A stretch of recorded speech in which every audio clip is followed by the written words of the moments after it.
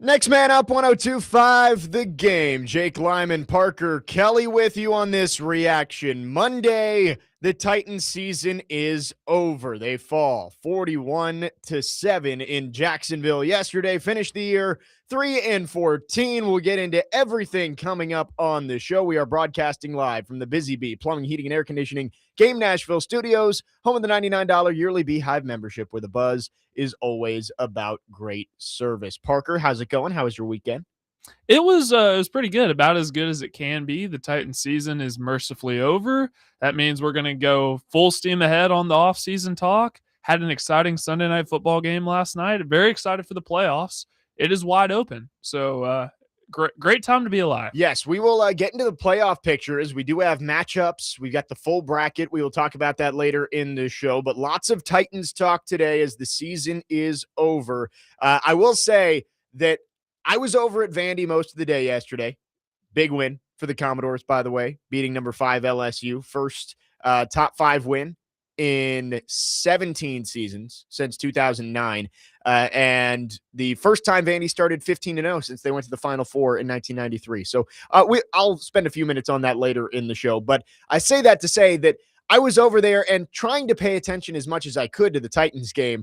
And then I saw the reports that Cam Ward got hurt. And I was like, well, there's not a huge reason for me to watch every snap of this one, especially when, Brandon Allen throws the pick six. It gets out of hand. It's 31-7 at halftime. So the Titans lose 41-7 yesterday. A tough way to finish the season after showing a lot of growth in the final couple of months. But, I mean, there were some names out there in the Titans secondary that I did not know existed until the game. Sanusi Kane, was that one of the safeties who started for the Titans yesterday? There were at least I counted 3 people on the defense that I had no idea who they were. I mean, it's tough.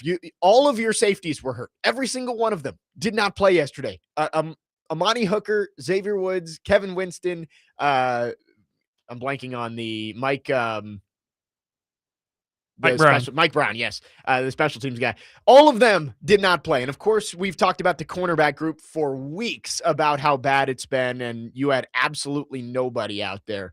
That was brutal. Titans just got destroyed, and it got off to a good start. Jeffrey Simmons, first play of the game, gets in the backfield, gets his 11th sack, most by a Titans defensive tackle in Titans history since they moved the franchise, with 11 this season. Then Cam Ward leads them right down the field, 3 for 3, 52 yards. He runs in the touchdown, and Foye Oluokun jumps on him. And the early reports are a grade 3 AC joint sprain, which is not good. It was funny. I was paying attention as much as I could to the reports coming out. And at first, I forget who reported it, but they said early indications are it's not serious for Cam Ward.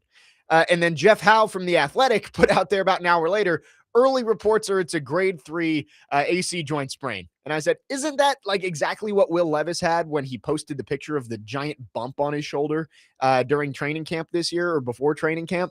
So it's a tough way to end the season. It felt like there was a lot of momentum for the Titans. Despite only winning 3 games, it was trending in the right direction. You were seeing the growth from Cam Ward. You were seeing the young players step up in Chimdike. Alec Iamaner, after hitting the rookie wall, I thought he had a nice game yesterday as well, and was starting to play better. And Cam Ward, after playing every snap of the first 16 games, gets hurt.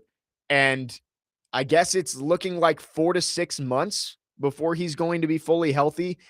I can't imagine they're just going to say, hey, rehab it and come back and see what you can do in minicamp.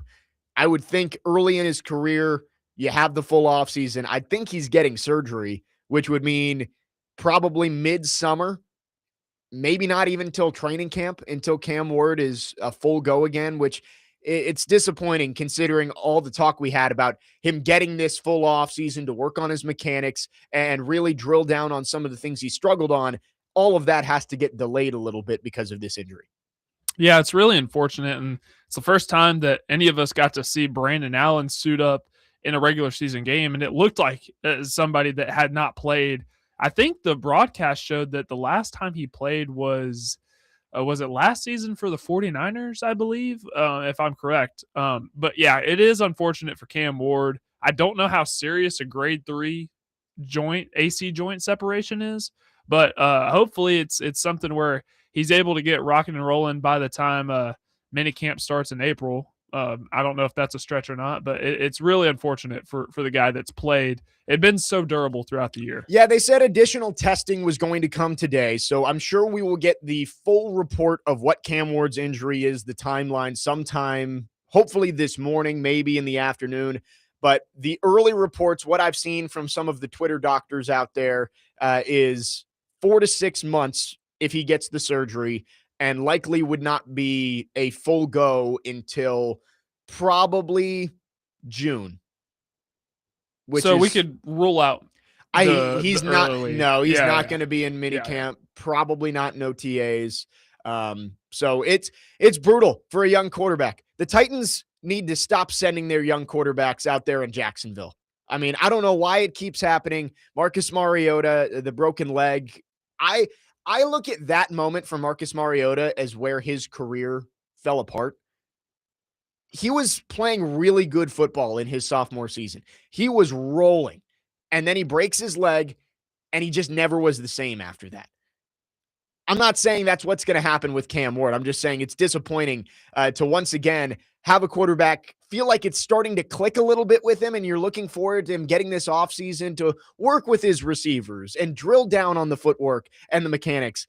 And all of that goes away because of one play in what was honestly a meaningless game. Not saying you should have bubble wrapped him. I understand he needs the reps. You're not going to just put him away for week 18, but man, it's tough. After that guy was so durable, he took a lot of hits early on in the season. He played 100% of the snaps. He had not missed a snap, and he had been on the injury report just once in his rookie season, and one play is going to cost him most of his first full offseason in the league. Well, I saw Paul Kaharski tweet out yesterday that it's the last game of the year. You're not going to trot you're not going to put your guy in bubble wrap because he does need the reps. It's been a tumultuous rookie year, so he needs all of the reps that he can get. And this is something that I've talked about with, guys like Kelly Holcomb, who played in the NFL for so long, that you understand that when you sign up to play the game, and this can come at any point. It can come when you're training in the off season. You could tear your ACL walking up the stairs. I know Right. that's an extreme example, but this is something that you understand that when you sign up to play the game of football, you know that these types of things can happen at any point. But it's really unfortunate nonetheless. It's a tough way to end the season because, again, I really felt a little bit of, hope, I guess would be the word, of, man, this thing maybe could get turned around sooner rather than later. I'm not saying next year, but you saw the young pieces and the guys that you were expecting to be part of the solution here clicking a little bit. You got some wins. You beat the Browns. You beat the 49ers. You were playing competitive football again, and it all comes crumbling down. I don't know if this is going to affect Cam Ward all that much next year. He's still likely going to get a full training camp, which is important, but the offseason stuff is it is a big deal for a young quarterback, especially one that we've talked about that his mechanics aren't exactly what you need them to be. And I guess the good news is that it's not a lower body injury. Like, he didn't tear his ACL. He didn't tear his Achilles. He didn't break his leg. So he can still do some things without actually throwing the football, I'm sure. Maybe they can drill the footwork despite him having the sling on his shoulder or going through surgery. But it's still tough to see from a quarterback that you saw progress from, and now it feels like that has to go on pause, at least for a little bit here. And the tough part is it's his throwing shoulder. Right. So yes. You're really going to have to make sure you get the band work in the offseason, really strengthening those smaller muscles in your shoulder. And that's not something to take lightly. And I know Cam Ward, his mentality, he's going to attack that fully in the offseason, but it's something you really got to take serious. Robert on the text line says, maybe don't do a design quarterback run in a game that means nothing. Sure, play him, but come on, man. No, we can't do that. He could have got sacked and the same thing could happen. It's football. Hindsight is 20/20. Yeah, I think you look back and maybe you'd say, yeah, maybe that's not a play we run. But Cam Ward, it's not like Cam didn't take care of himself. He got down, he got into the end zone, Foye Oluokun just jumped on top of him for no reason at the end of the play. So it's a fluke. I understand looking back, you might say, yeah, maybe in week 18 of his rookie year, we don't run a design quarterback run in that game, but he could run undesigned too, right? Like that play could have been a pass play. He scrambles, dives for the goal line, and the exact same thing could happen. So I don't really blame the play call, but I understand looking back, yeah, you put him in harm's way. And of course, now you deal with the consequences. 615-737-1025 is the phone number. If you want to text or call, our phone line's driven by WilsonCountyHyundai.com. Plenty of Titans talk today. We're going to talk more about Cam Ward here in this first hour, then get into the head coaching search, the front office restructure that we saw on Friday. We have not talked about that yet. We'll get into that later on in the show and much more. Before we go to break here, and I will talk a little bit about the Vandy win over LSU later on. So stick with us, 8851. Double Door in Memphis wants to talk about that. So stick with us. We will get to that later on in this hour. But going to stick with the Titans here to start off the show. Cam Ward, again, the reports are he has a grade 3 AC joint sprain. Would expect him to have surgery, likely be out until at least this summer. We'll continue to talk about that on the other side and Cam Ward's rookie season as a whole. 615-737-1025. Our phone line's driven by WilsonCountyHyundai.com. Jake Lyman, Parker Kelly, next man up, 1025 The Game.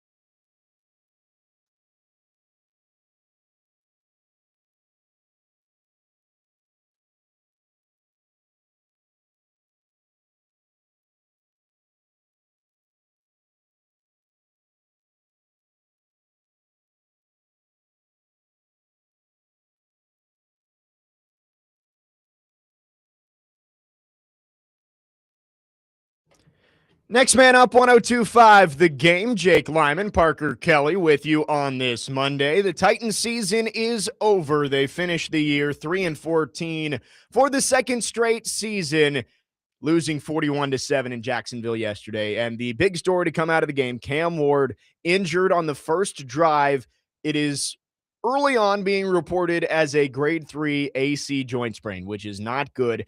Likely would require surgery, and he would be out until I'm going to say he is not going to be a full go until training camp starts, would be my guess. Now, we don't know. Recovery timelines for every injury are getting quicker. I mean, we've seen it with ACLs and Achilles. Guys are coming back faster.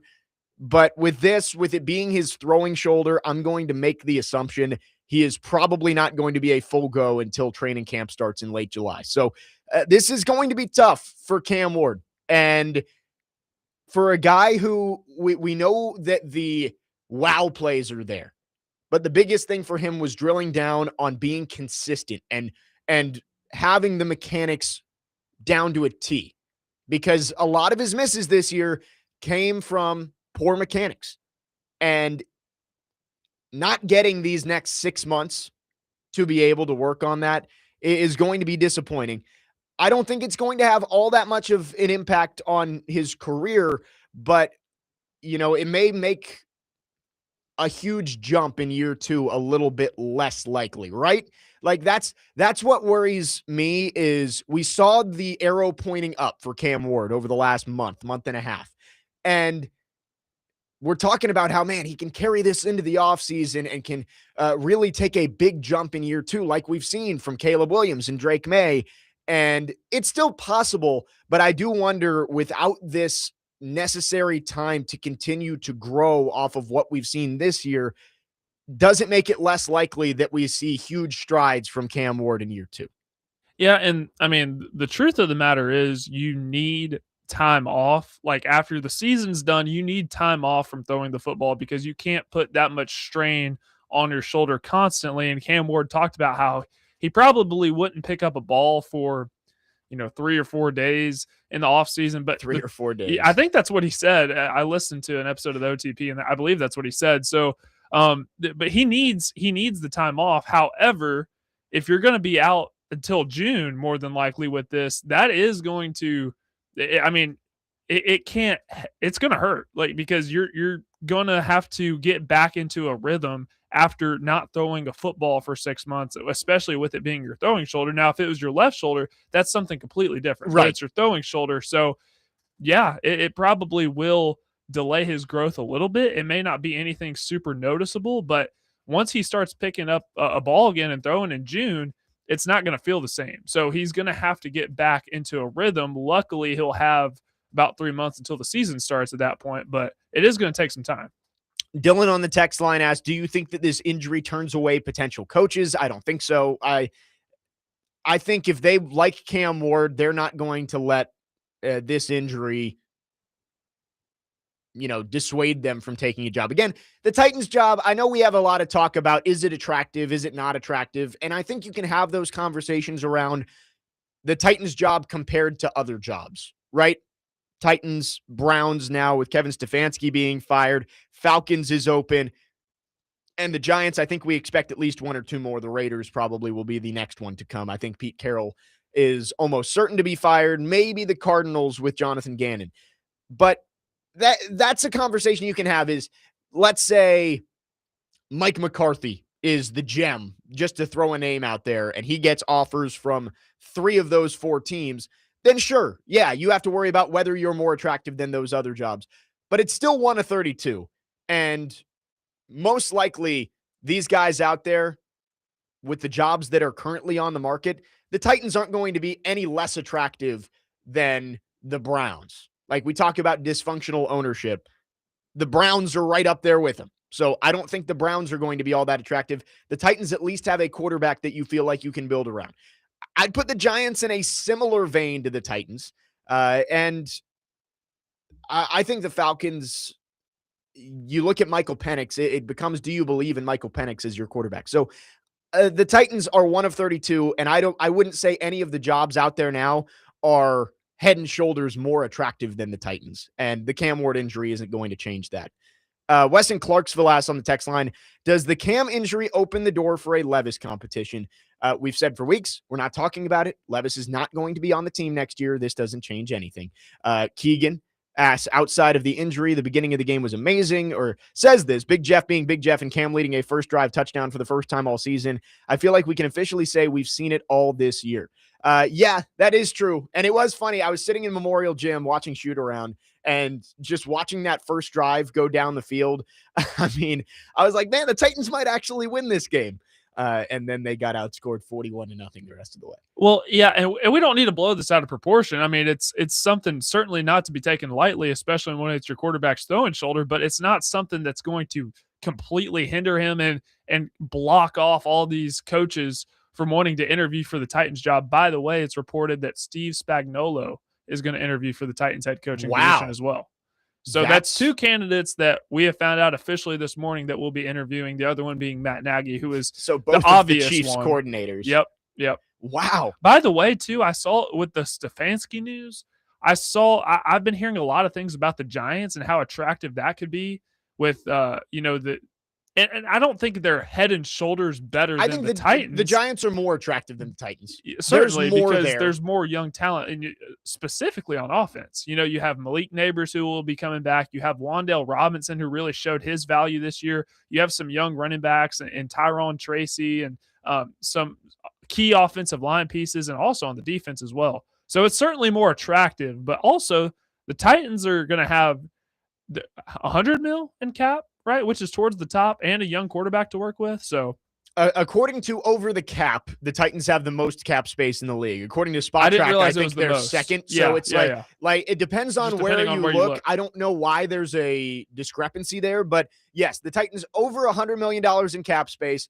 You've got a quarterback that you think can be the future. Again, this injury maybe pushes the timeline back a little bit, but I don't think it's going to dissuade any coaches. And you've got a top 5 pick in the draft. I think the Giants, you look at that roster, and I guess you say they have more pieces in place. You mentioned Malik Neighbors, and they've got Abdul Carter and Brian Burns on the other side. And I think that you can at least look at the Giants and say they've got a little bit more structure roster-wise than the Titans do. But it was just announced Joe Shane is sticking around for another season at least, which I don't know how he keeps buying himself Joe Shane and Chris Ballard must have blackmail on their owners, because I just do not understand how those guys still have jobs. Chris Ballard, he looked like he saved his job, and then, yeah, you can't control the Daniel Jones injury, but man, he just completely botched the deadline. You give away 2 first-round picks for Sauce Gardner, and now you have no quarterback moving forward. How do you keep your job with everything that you've done over the past near decade? And then Joe Shane, that Hard Knocks offseason, I don't know how any general manager survives just getting pie in the face week after week on national television. Like, I don't get it. The Saquon Barkley thing, showing that he was actively trying to trade for Drake May and just couldn't get it done. And he looked incompetent. And I don't know how he has kept his job this long. But anyway, the Titans requesting to speak with Steve Spagnuolo. That is really interesting. I mean, he has been a really, really good defensive coordinator with the Chiefs, but I kind of assumed that he was content to be a defensive coordinator for the rest of his career. After his time with the Giants, I thought he was just going to be a defensive coordinator. He's been so good at that for so long, and the fact that he didn't really interview a whole lot to be a head coach, I thought, maybe this guy just wants to coach the defensive side of the ball. And if you're that good at it, so be it. Right. The fact that after winning multiple Super Bowls with the Chiefs and having a great defense and continuing to reload on that side of the ball, like, you can look at the Chiefs. I mean, they've gotten rid of a lot of talented players on the defensive side of the ball, and they just kept on retooling and finding new ways to win. I like Steve Spagnuolo as a DC, but it was not good when he was a head coach. I'm not sure I would be fully behind that hire, but Mike Borgonzi knows these guys a lot better than we do, obviously. It's kind of like, the Brian Flores. Like, a lot of people are throwing around Brian Flores' name. I wouldn't want him as a head coach. I think he's a fantastic coordinator. And that's kind of the same way I feel about Mike McDaniel. I think Mike McDaniel's a fantastic offensive mind, but when it comes to being a head coach, I have my doubts. Yeah, I I think there are plenty of guys out there who are much better coordinators than head coaches. We see it every year. Guys get head coaching opportunities and it just doesn't work out. I Spagnolo, that is a surprise to see that the Titans requested an interview with him. So the only two official interview requests that we've seen this morning, the Chiefs' two coordinators, which I guess shouldn't be super surprising with Mike Borgonzi, but I did not think Spagnolo was going to be a head coaching candidate this year. 615-737-1025 is the phone number if you want to text or call. Our phone lines are driven by WilsonCountyHyundai.com. We've got plenty more to get to on the Titans. We are going to talk more about the head coaching search in the second hour, but we'll stick with Cam Ward for now. Again, Cam Ward reported to have a grade 3 AC joint sprain, could be out for 4 to 6 months is the early timeline. We should get a more definitive idea of what Cam Ward's injury looks like later today. But Cam Ward's rookie year is in the books. Let's talk about how we would grade it as a whole. I think there were some ups, there were some downs. It got better throughout the year. It ends with the injury. How would you grade Cam Ward's rookie year as a whole? We'll talk about it coming up next. 615-737-1025 is the phone number. Jake Lyman, Parker Kelly, next man up, 1025 The Game.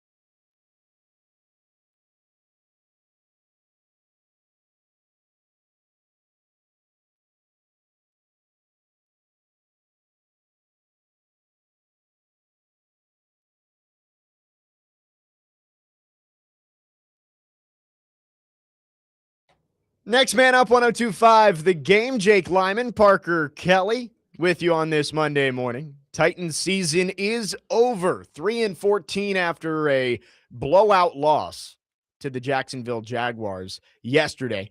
Parker, I saw that is the first time in Titans history they have lost every game to the AFC South in a season. 0-6. It was a tough year. And I think you saw some growth throughout the season, despite all of the injuries and just in general, the lack of overall talent on this team. Especially after the trade deadline, you trade away Roger McCreary, you trade away Jarvis Brownlee early in the season, Draymond Jones, who was turning into one of your better pass rushers, and Tyler Loop cost the Titans about 20 spots in the draft order last night, by the way, on that Draymond Jones trade, because had that field goal gone, Titans would have moved into the fourth round. Instead, I think they're picking the first, second, third pick in the fifth round with that one. It's the Jets' fifth round pick. Yeah, that seems about right. Yeah, fifth round pick. It's the Jets' fifth round. It was either the Jets' fifth round pick or the Ravens' fourth round pick. So you would have gained 15 to 20 spots with that field goal being good. It's not a huge deal, but it would have been nice to have. There was some good news, and we'll get into the draft order later on as well, that the Raiders won yesterday. So the Titans at the very least get a share of the first overall pick. So instead of rotating 2 through 4 in every round, they're rotating 1 through 4. So they will pick first on day 3 in the fourth round. So that's at least a bright side to yesterday's developments. The Titans will pick 4th overall in the draft. But we're talking about Cam Ward here. Cam Ward injured yesterday after playing 100% of the snaps through the first 16 games. He gets hurt on the first drive of the final game of his rookie year and likely going to be out for months, I think is safe to say. We don't know exactly the diagnosis yet. We should get more information on that throughout today. I would expect by the end of the show, we should get some tweet from an insider telling us exactly what Cam Ward's diagnosis is. So we will keep you updated on that. But Cam Ward, his rookie season complete. He finishes with 16 total touchdowns, 7 interceptions, over 3,000 yards, first Titans rookie to throw for over 3,000 yards in a season, and does go 3-14. He does get the loss for yesterday's game, despite being up 7-0 when he left the game. Overall, how would you grade Cam Ward's rookie season? I think it's a tough exercise to grade because there is so much that went wrong for Cam Ward this year. You switch play callers in week 3. Your head coach gets fired in week 6. Your number one wide receiver only plays a quarter of the season and then goes down, and you're playing with Van Jefferson and a bunch of rookies the rest of the year. So it is tough. You've got to take it into context. I'm going to give Cam Ward a C+ on his rookie season. I think it was average. It was not exactly what we hope for when you pick the guy number 1 overall, especially with the bar being raised by Jaden Daniels and CJ Stroud over the last few years. But Cam Ward, I think, was fine in his rookie year. Instead of a C, which would be average, I'm going to say C+ because of the way he finished the year, right? I think the improvement gives it a C+. Pre-bye, I would have given him a D, I think. Like, after that Chargers game, I think it was a D from Cam Ward, that it was not looking good. He was making too many mistakes. He wasn't taking care of the football, and the Titans weren't competitive in football games. Post-bye, if you take away the games against the Jaguars, the Titans were right in it in every single game that they played, and Cam Ward was a large reason for it. So I would say B, maybe B+. I'll say B, but I think it's a C+ overall from Cam Ward. It was an average year that showed growth down the stretch and progressed from week 1 all the way to week 18. And I think that's what you have to ask for when you take a quarterback at number 1 overall. Yeah, and I'm with you, and I promise I'm not copying you, because pre-bye, I think it's fair to say that, C-, D+ range is probably accurate, but the way that the Titans were able to finish the year on the high note, looking competitive, besides the last game, but Cam Ward was out for most of that. I think a C+ is very fair, because it's not okay to have these super lofty high expectations for Cam Ward coming into a situation where he's the number 1 overall pick. The Titans were the worst team in the NFL last year. The receiver situation, not great. Offensive line clearly took a lot of time to gel because Cam Ward was getting sacked at a very high rate. But the way he was able to finish the year, and I'm telling you, Jake, Cam Ward's arm talent, top 15 in the NFL. Top 15 in the NFL, no doubt. Does that mean he's going to pan out like we all think? No. But the arm talent is very evident. It's very visible. So I would say C+ is very accurate. Yeah, I think C+. 0247 says C+, B-. I think B- is a little bit high, just considering the way he started. You cannot ignore the way he started the season, but I do think you have to give a lot of credit for the progression that he showed throughout the year. I agree with you, Parker. Cam Ward does things that very few NFL quarterbacks can do. But he needs to be better at doing the things that a lot of NFL quarterbacks can do. And that's going to be the task in year 2. A lot of that starts with mechanics. I think one thing that we did see a lot of growth from him this season was his ability to, I don't want to use the Levis quote of rewire his brain, but he was able to make adjustments to his mentality when he was out on the field. Early on in the season, he was passing up way too many open receivers. We talked about it for weeks of, man, Cam Ward has Chigakonkwo wide open in the flat, and he just looked past him because he wanted something downfield. That went away, and the completion percentage was going up as a result of that. I think we saw Cam Ward showing that he is flexible, he is coachable. He made adjustments throughout the season, and that's why he looked better at the end of the year. there still is a lot to work on. And again, it's so disappointing that the injury had to happen at this point in his rookie year when we literally had spent the last month saying, look at the growth. Let's see him lead into the offseason and get that full offseason to drill down on the things that he's struggling with. And now it's unlikely he's going to get the opportunity to do a lot of that. Now, there's things he can do. I'm not saying Cam Ward is going to just be sitting on the couch for the next 6 months. And then when training camp rolls around, they're like, all right, now you go. He's going to be working on things, but you can't really do as much as you would have hoped the young quarterback could do in his first full offseason in the NFL. Right. It's going to be a lot of, footwork, mental, getting up on the whiteboard, but at some point you got to be able to throw too. You got to be able to mix that in. So I see him really attacking his rehab, and there is a positive to this because doing a lot of band work will strengthen your back muscles, will strengthen those shoulders. So that'll be good for him, but also too the part of not throwing for as long as he's going to be able to not throw. That is going to stunt the development a little bit, at least in terms of the offseason. Now, once he gets back into a rhythm, by the time the season gets around, we may not even notice that he wasn't throwing for 6 months. So, but it is going to be a roadblock that he's going to have to clear in the offseason, no doubt. Some interesting thoughts on our text line, 615-737-1025. Dustin from Hopkinsville says, I'm going to be level-headed. It was a good rookie season, not great. Back against the wall, acceptable. Give him weapons. Screw the defense in the first 2 rounds. I don't know if you can say that. Leave no question after 12 games next year. He gets a 72 out of 100. The injury in the last game laying out for a useless touchdown is another red flag. Dustin, you heard it straight from Cam Ward's mouth. You get touchdowns or you die trying. And he lived up to that yesterday. That's the mentality I want my quarterback to have. Useless touchdowns, right. Meaningless bowl games. Come on. If Cam Ward slid at the 2 with a chance to get into the end zone, he would be getting absolutely destroyed by some people in the Titans fan base for not giving it his all. So stuff like that drives me crazy. It's hindsight's 2020. I have no problem with what Cam Ward did yesterday. It was a fluky injury. Chip from Mount Juliet. Parker, I want to get your thoughts on this too. Chip says, there really isn't anything special that Ward does. He flashes, but has more flaws that need fixing. He says confidence is his biggest asset. Go rewatch the Saints game and tell me that Cam Ward doesn't do anything special. Like, I don't understand how you can watch the games and say Cam Ward doesn't do anything special. Does that mean he's going to be a franchise quarterback? No, it doesn't necessarily mean that.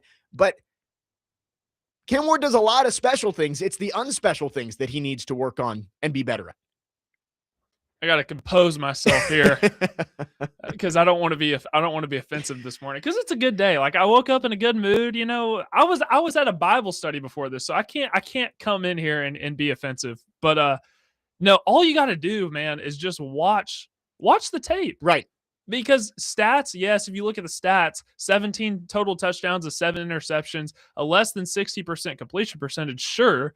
But you look at some of those throws, and I'm telling you, you don't see a lot of these guys. Go watch Jackson Dart. Go watch Shedeur Sanders. Some of the throws that they made, they haven't made the throws that Cam Ward has made. You see the sack Shedeur Sanders took yesterday? Yes. Like, just go. And dude is a rookie. We need to get out of this microwave mentality, man. Like, Caleb Williams had a terrible rookie year last year, and you see where the Bears are in the playoffs.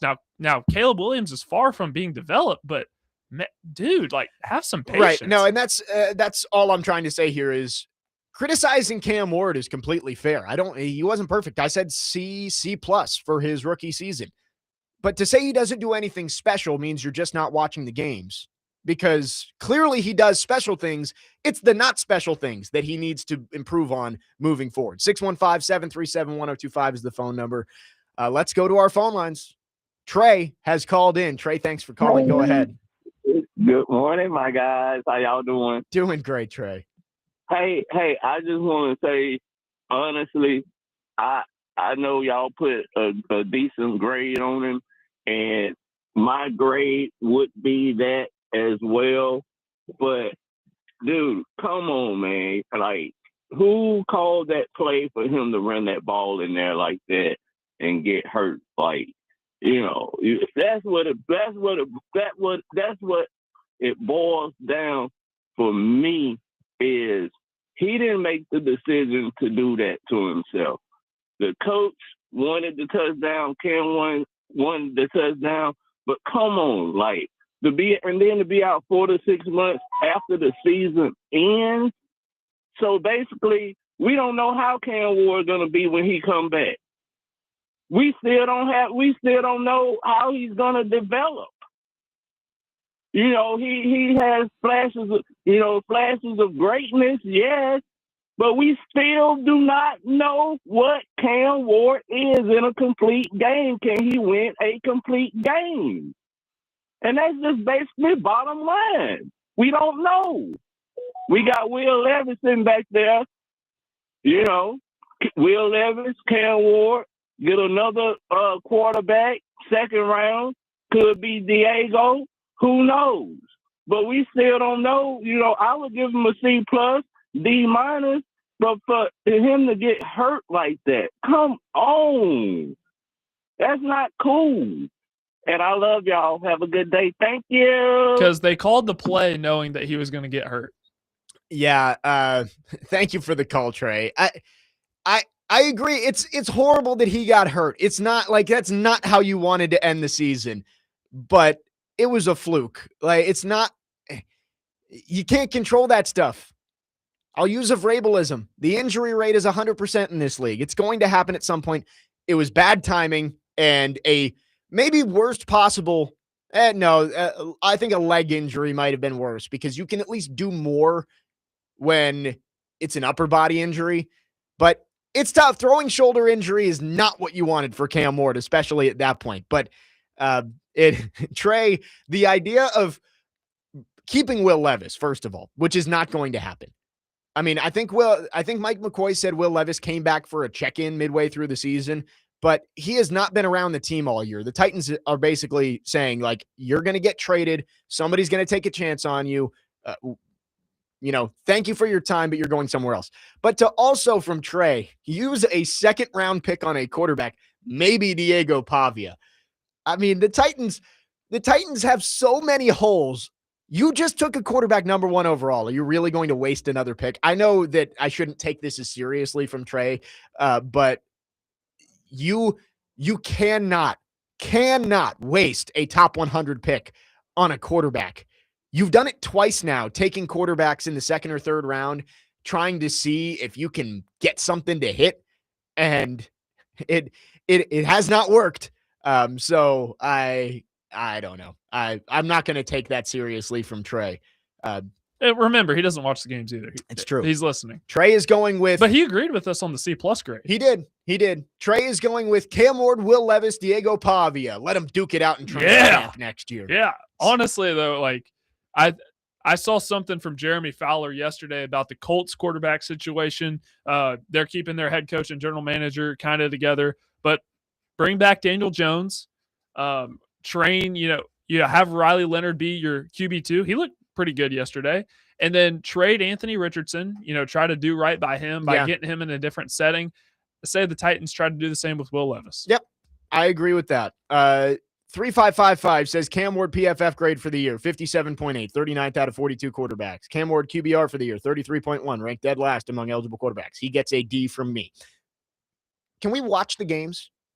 Let's watch the games instead of just relying on PFF grades that who knows who is watching the games and making those grades. Yeah, the numbers weren't great for Cam Ward this year, but if you watch the games, you saw the growth. I'm not saying he deserves a B+ or an A-. It's a C+. To give him a D means you're just not watching the games. 615-737-1025. We'll get to your phones and wrap up hour number 1 on the other side. Jake Lyman, Parker Kelly, next man up, 1025 The Game.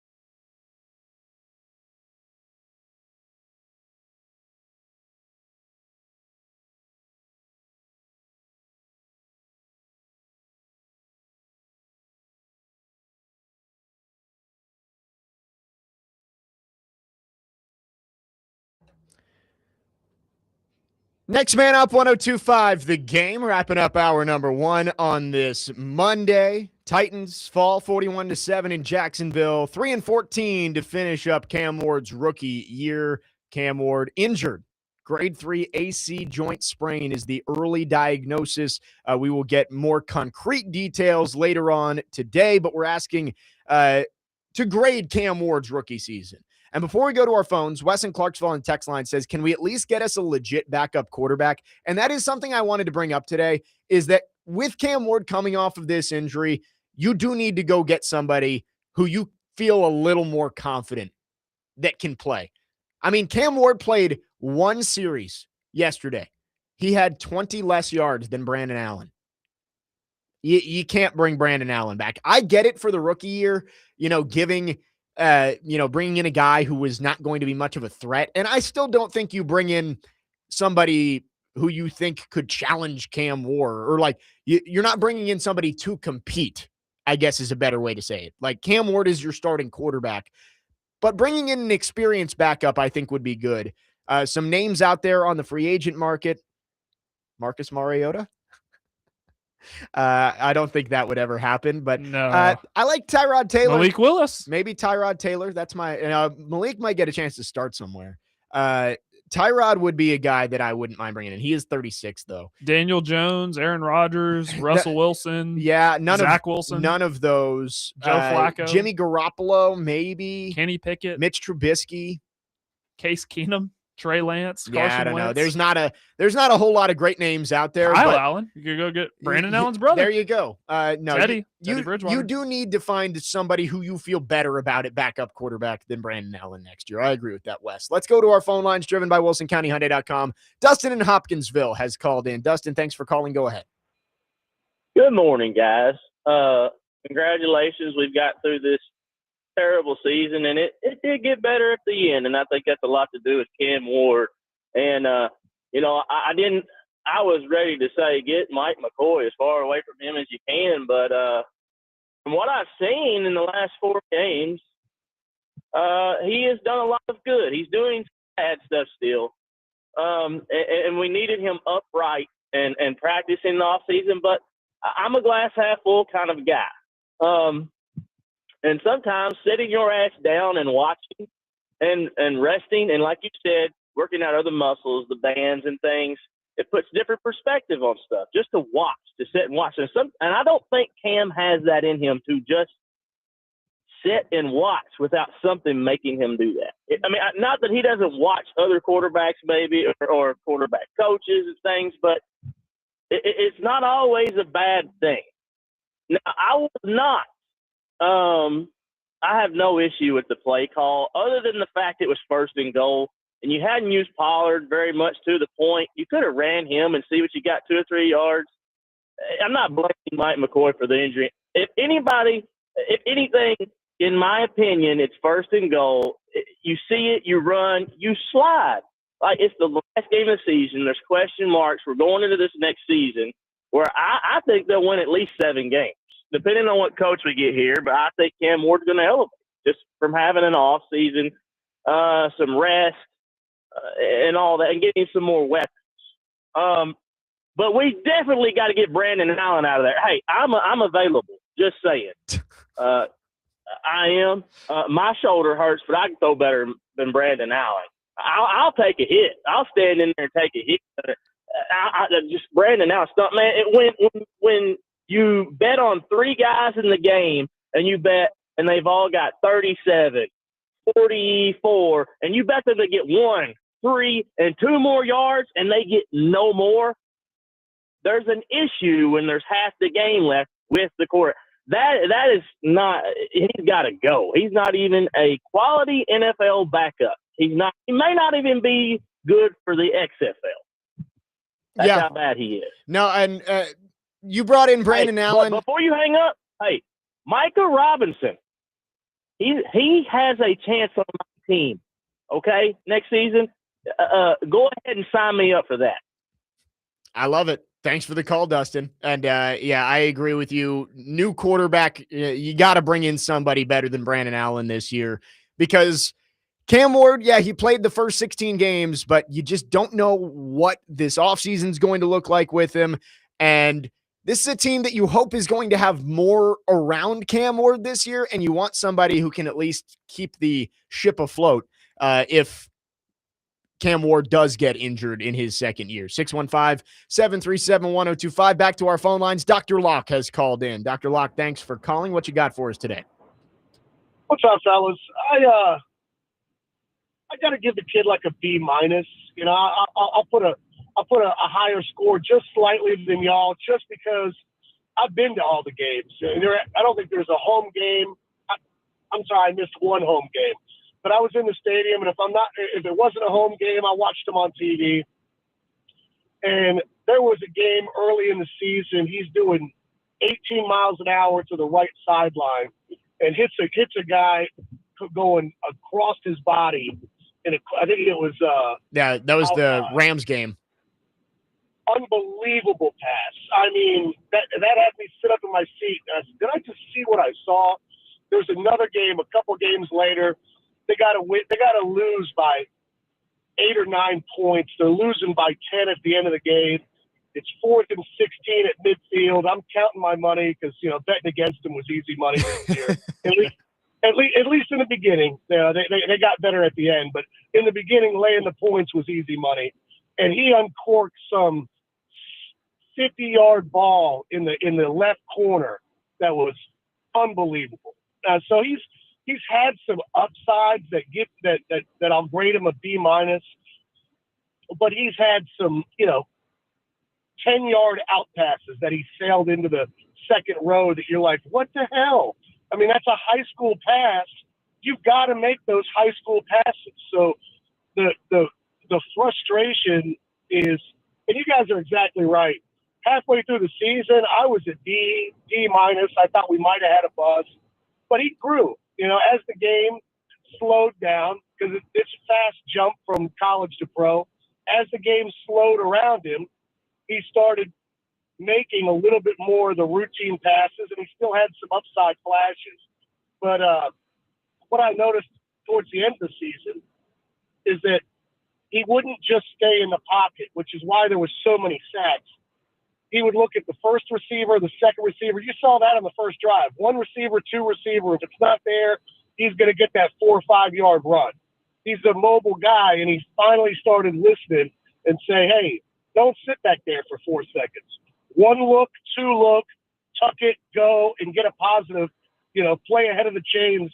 Don't take the sack and put us at 2nd and 17. So I think he grew as the season went. It's a shame to see the kid get hurt. But I'd give him a B minus only because the flash is upside. Yeah, thanks for the call, Dr. Locke. I think it's a good point. I think you could compare Cam Ward to a baseball player. Early on in the season, it was home run or strikeout. I think you started to see him hitting more doubles and singles later on in the season, getting the batting average up. That's what you need to see more of. He needs to be more of an all-around quarterback than just the guy who makes the highlight plays. And I think that developed. The Saints game was more highlight plays than doing the regular things. But I think the Chiefs game, you look back a couple weeks ago, I think that's the most consistent game he's played.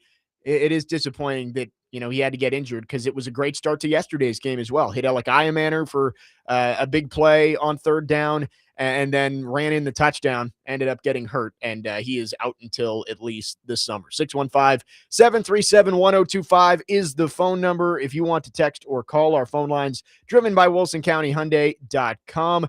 Plenty more Titans talk throughout the day. We're going to get into the Titans front office restructure. Mike Borgonzi now in a more traditional GM role as Chad Brinker no longer is his boss. Mike Borgonzi reporting directly to Amy Adams. Drunk will also talk about some of these Black Monday reports, new jobs opening up around the NFL, new candidates coming available. But I did say I wanted to spend a couple of minutes on Vanderbilt women's basketball because yesterday was an awesome day inside Memorial. We'll do that on the other side and then more Titans. Jake Lyman, Parker Kelly with you on this Monday morning. Next man up, 102.5 The Game.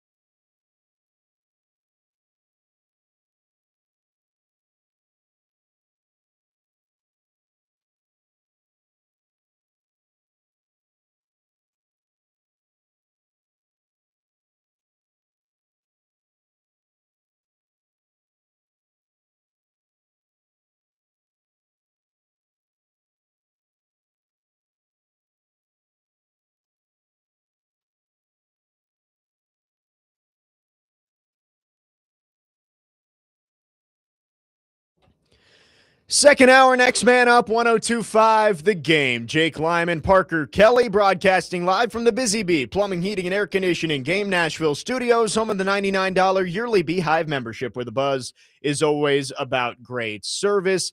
Titans end their season yesterday with a 41-7 loss to the Jacksonville Jaguars. Titans finished 3-14 for the second straight year, and now the sights change over to the head coaching search. And we will get back into the Titans in a second. I will mention quickly a couple more interview requests the Titans have made in the last 30 minutes. Broncos defensive coordinator Vance Joseph and Colts defensive coordinator Lou Anarumo. So those are four names that have now been linked to the Titans for interview requests: Matt Nagy, Vance Joseph, Steve Spagnuolo, Lou Anarumo. We're going to talk a lot about the Titans in this hour, but I do want to start off shouting out Vanderbilt women's basketball. As I would think most of you know who listen to the show, I do call their games on 94.9 The Fan. And yesterday was just a very special day in Memorial Gym. Vanderbilt winning over a top 5 team for the first time since 2009, beating LSU 65-61. Michaela Blakes had 32 points, including 15 in the fourth quarter, to help Vanderbilt get the win. It was a great crowd over there yesterday, and I'm sure there are people listening who are out there at the game. I really hope we get more of those atmospheres moving forward, because I think everybody who was in that gym, whether it was their 50th time coming to a game or their first time coming to a game, realized that this team is legit, and Michaela Blakes might be the best player in the entire country. It was absolutely ridiculous, some of the plays she made down the stretch to seal that win yesterday. She hit a big three to put Vandy up. Then later on, she sealed it with back-to-back layups and one. She was unstoppable in that fourth quarter. And Vanderbilt gets the win. They're now 15-0 for the first time since 1993. That team went to the Final Four. They started 17-0. Vanderbilt will play Missouri on Thursday. 8851 Double Door in Memphis texted in early in the show. He said, I listened to your call while watching the women's game yesterday, but missed any discussion of Alumni Day. Can you discuss briefly? Yes, yesterday was it was Alumni Weekend overall for Vandy women's basketball. They had close to 40 alumni, coaches, players, staff members who came into town for the game, including at least a half dozen from that 1993 Final Four team. And they were in attendance for the game. They were honored at halftime. So very cool to have a win like that in front of so many who came before this team. And Vanderbilt, again, is now 15-0. I believe the AP poll is coming out within the next hour. So we will see. But Vanderbilt almost certainly will be a top 10 team for the first time, believe, in almost 15 years. I wrote this down yesterday. They would be 2007 was the last time that they were a top 10 team in the AP poll. So we will see, but I just wanted to shout out Vanderbilt women's basketball. What a win yesterday over LSU. Kim Mulkey and company are now 0-2 in the SEC. The Commodores are 15-0. And again, Missouri on Thursday at Memorial Gym. If you want to come out, it's a 6:30 tip, 6:15 pregame on 94.9 if you can't make it over there. But excited for that one. This team is special, and I'm excited to see where they go. We'll be keeping an eye on the AP poll for both the men's and women's, right, because Vanderbilt is the only team in the country to have an undefeated men's and women's team. Yes, both sides of the sport are seeing the undefeated teams dwindle. The women's side had 12 entering last week and is down to 4. So, yeah, could have 2 top 10 teams on West End later on this morning. I guess around 11 a.m. I think it's going to come out. So we'll keep you updated on that. But quick shout out there. It was so much fun to call that game and see the joy in that team after pulling off the win. A couple other big games coming up this month. They'll play Michigan, who's another top 10 team in Newark. And then they play South Carolina at the end of the month. Don Staley's Gamecocks, always one of the best teams in the country. So lots of big challenges coming up. Back into the Titans here. I just mentioned some of the head coaching candidates that the Titans have requested to interview. Matt Nagy, Vance Joseph, Steve Spagnuolo, Lou Anarumo, all have gotten Titans interview requests, and I'm sure we will see more and more throughout the day and into tomorrow. And actually, here is the expectation is that the Titans and Giants will request to interview Cliff Kingsbury. So there's another name that's being linked to Tennessee. Mike Borgonzi is going to speak tomorrow morning. We will get a little more clarity on his process here with the head coaching search. And the news on Friday came out. This was after we were off the air. It was around 3:00 Central Time that the Titans announced that they are restructuring the front office and putting Mike Borgonzi into a more traditional general manager role. So he officially has final say over the 53. I think that's what they said they were operating with this year, that Borgonzi had final say over the 53, but there was a lot of confusion. It was cloudy when you looked at the Titans front office of who was in charge of what. Amy Adams Strunk releases a statement, says Mike Borgonzi controls the 53. He does not report to Chad Brinker. He reports to Amy. So that is, I think it's more of a PR move from the Titans, right? Like, I think this is something that they wanted to do to show candidates, show fans, show the outside world that we know what we're doing over here, right? Like, they're trying to show people that it's not just this super messy, tangled web in the front office, that they have a structure. Mike Borgonzi is the one that's going to be in control. And I love it. I understand it probably doesn't change a whole lot on the day-to-day operation, but Mike Borgonzi, with what he's done, what we've heard from him, I think is the most competent guy to run the Titans right now in that building. Now, if you're a Titans fan, this is what you should want to happen. And again, it just provides a little bit more clarity. I believe you're right on this being a purely PR move. But Mike Borgonzi, you can tell just this season, if you listen to his pressers, that he's probably the most intelligent football person in that building. And that's the guy that you want running this head coaching search. And I think that based off of the early returns on what he was able to do in last year's draft and the talent evaluation portion, that you should trust him moving into this head coaching search. So it is definitely a good news for Titans. There's not a lot of hope. There hasn't been a whole lot of hope this season, but Mike Borgonzi being your general manager should be one of those points. I think one of the moments where you thought the Titans were the most dysfunctional was after they fired Brian Callahan and they had that mess of a press conference with Brinker and Borgonzi both sitting up there. And basically Borgonzi seemed like he was told, do not speak unless I call on you. And I didn't really know what to think about this organization after that. I was like, man, this could get worse somehow, despite how bad it's been. But then the post-trade deadline press conference, where Mike Borgonzi sits up there from 30 minutes, and he just said all the right things. And saying and doing are completely different things.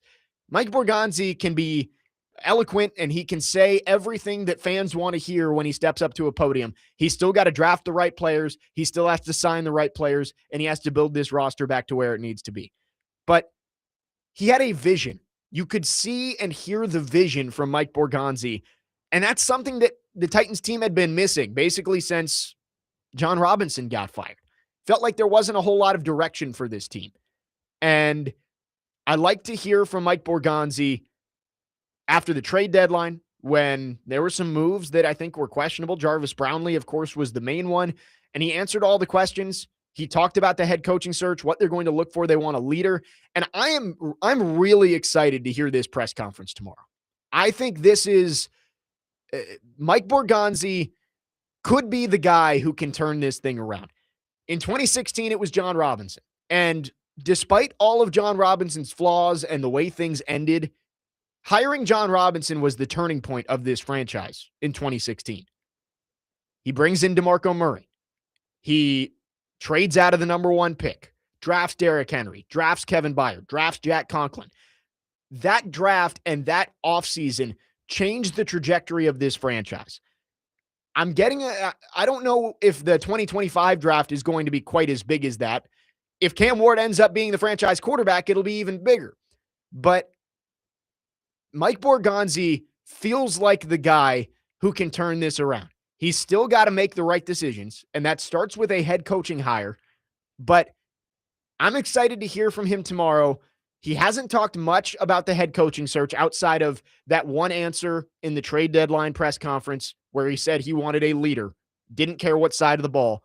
Tomorrow's going to be a big day for Mike Borgonzi. And again, we're continuing to get these notifications of Titans interview requests.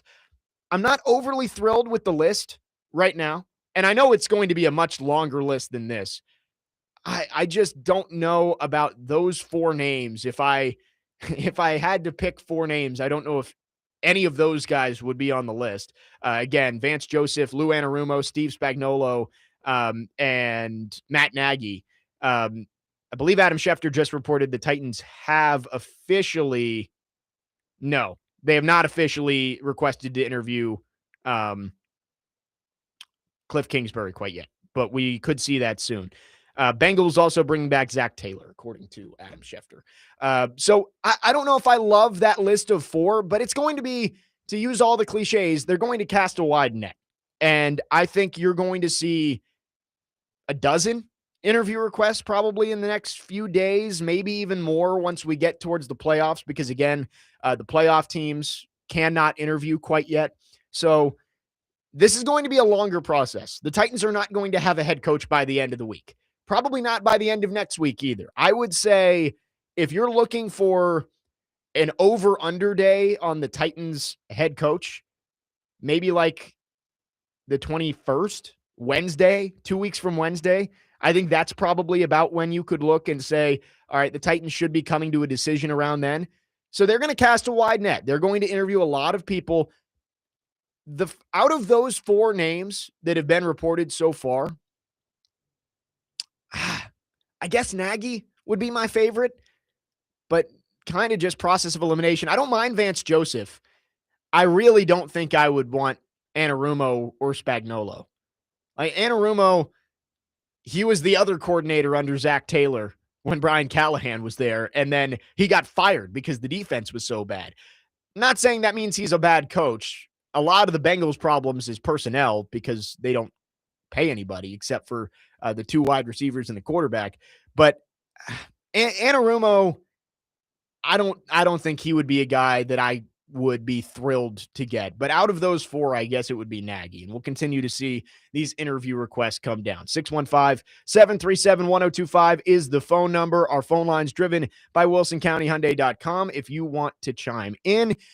Speaking of Matt Nagy, Mike Borgonzi being elevated or restructured into this more traditional GM role and running the head coaching search has led to the assumption that Matt Nagy is going to be the guy. Is that true? Will the Titans just hire Mike Borgonzi's buddy? We'll talk about it coming up next. 615-737-1025 is the phone number. Jake Lyman, Parker Kelly, next man up, 1025 The Game.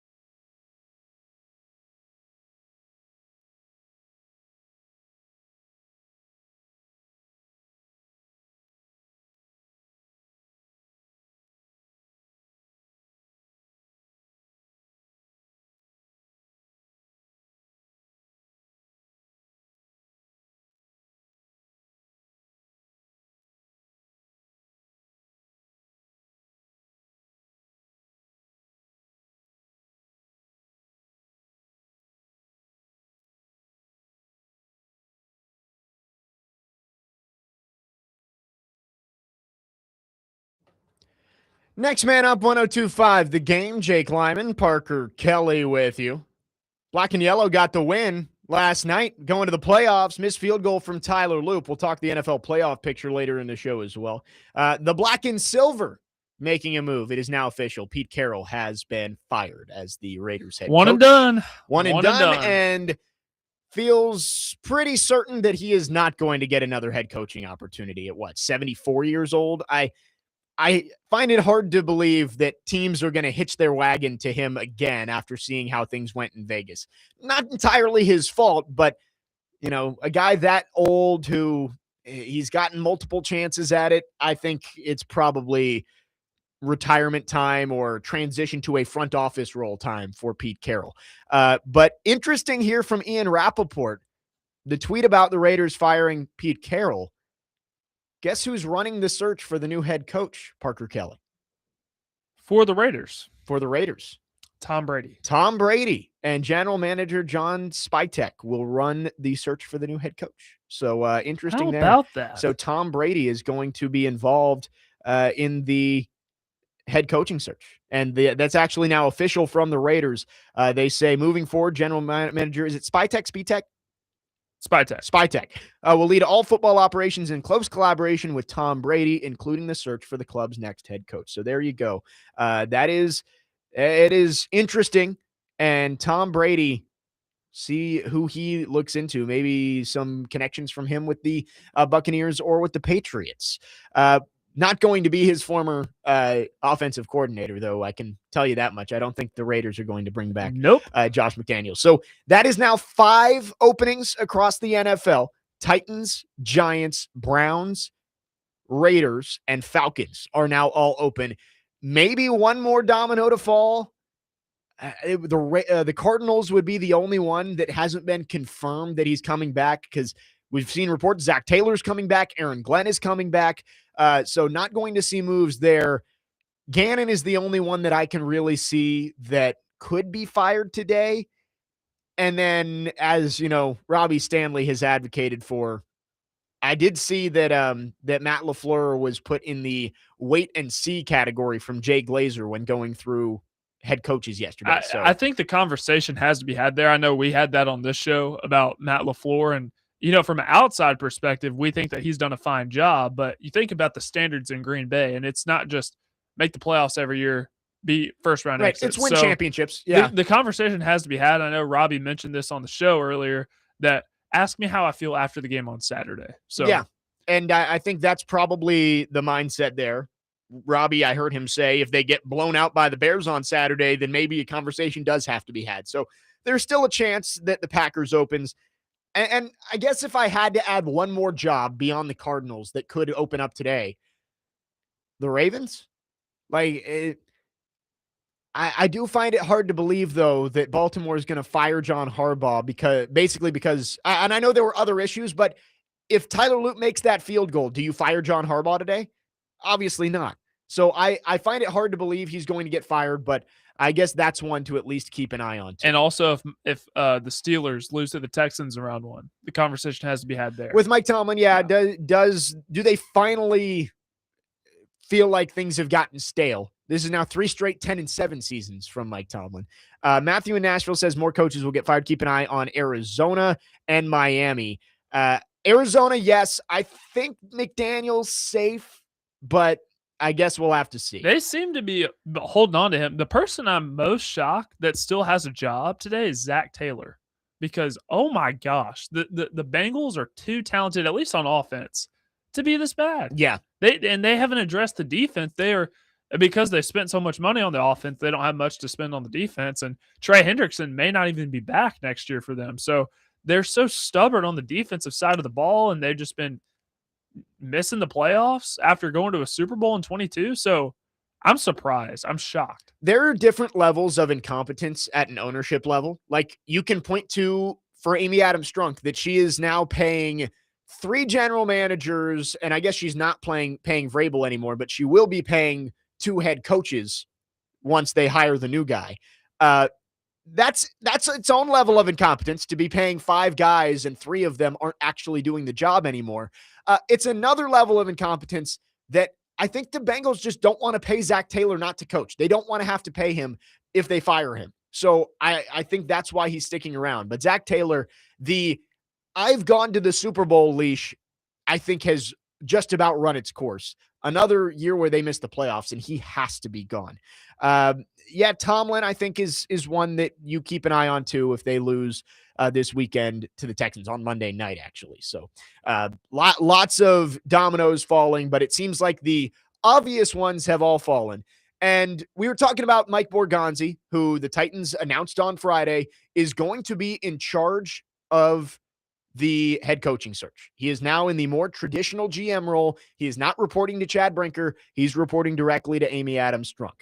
And a lot of people out there immediately when that announcement got made said, well, here comes Matt Nagy. He's your head coach. And I think that's a little bit quick. He could be. He very well could be. And he was the first name that came out this morning that the Titans have requested an interview with. I think there is a good chance that Matt Nagy ends up being the head coach of this team. And I'm not going to say that I would be thrilled about it. I don't think that would be even in the top 5 candidates that I would want. But I could at least understand it if Matt Nagy was the head coach. Mike Borgonzi knows him well. He is a guy who has worked with Patrick Mahomes, and he did have some success. He was a winning coach in Chicago. I know Bears fans don't want to give him a whole lot of credit for that, and that's fair. But I also look back, and I thought Robbie made a good point, or maybe it was Joe this morning on Robbie and Rex Road, said last year when Chad Brinker was in charge of the general manager search, everybody was pointing at the Packers front office, and John Eric Sullivan was the name that everyone was saying, oh, he's going to be the guy. He's buddy with Brinker. And they went out of the box and they went and got Mike Borgonzi. It could be Nagy, but I don't think Mike Borgonzi is taking this head coaching search lightly and is just going to say, well, I know Matt Nagy. Matt Nagy helped me prepare for my interviews with the Titans. He's going to be my new head coach. I really don't. I don't think that it is just cut and dry. He's the guy. And it would really disappoint me if the Titans hired Matt Nagy within like a week or two, right? Like you see them making all these interview requests. It looks like Cliff Kingsbury's going to get one too, which actually out of the 5 that have been named this morning, I think Kingsbury's my favorite out of those. He wouldn't be my favorite overall, but I think I would want him a little more than Nagy. Yeah, just because he's a younger play caller. Man, he's worked with Mahomes, worked with Kyler Murray. Worked with Jayden Daniels.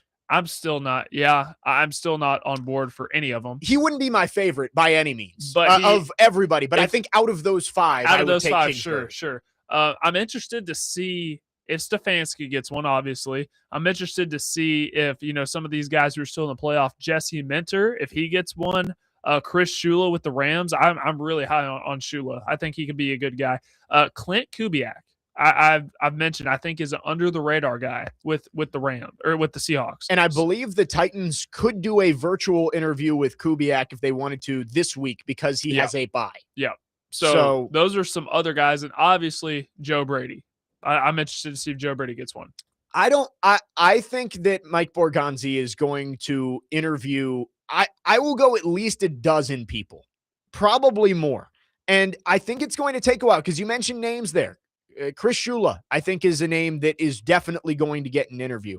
Jeff Hafley from the Packers, I think, is definitely going to get an interview. So this is going to be a long process.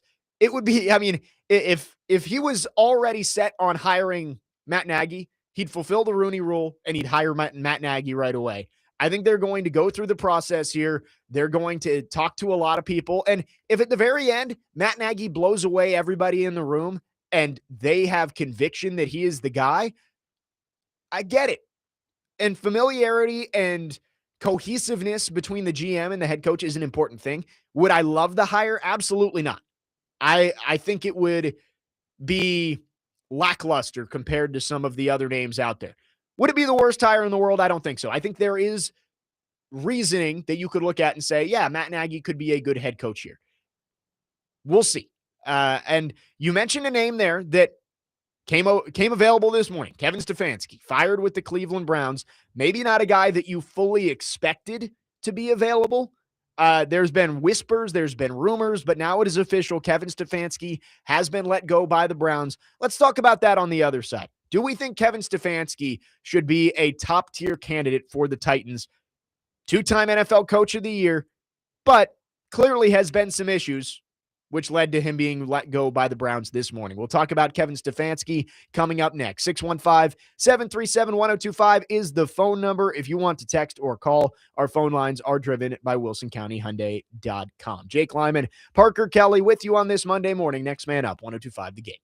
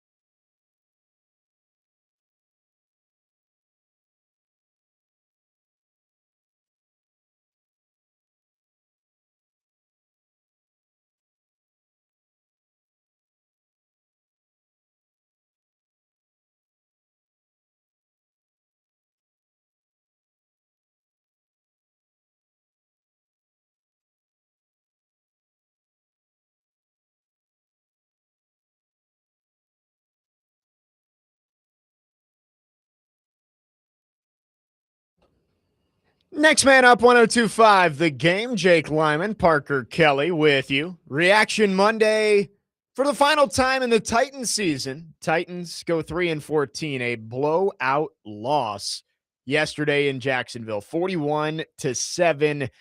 Tough one to end the year. Cam Ward's injury obviously puts a big damper on a strong final month of the year, and the Titans now look ahead to the offseason. We'll talk draft at the end of the show, but right now, the biggest priority is the head coaching search, and the Titans have gotten to work early this morning, sending out some interview requests. We've already seen 4 names officially reported. That is both Chiefs coordinators, Matt Nagy and Steve Spagnuolo, Colts DC Lou Anarumo, Broncos defensive coordinator Vance Joseph have all been officially reported.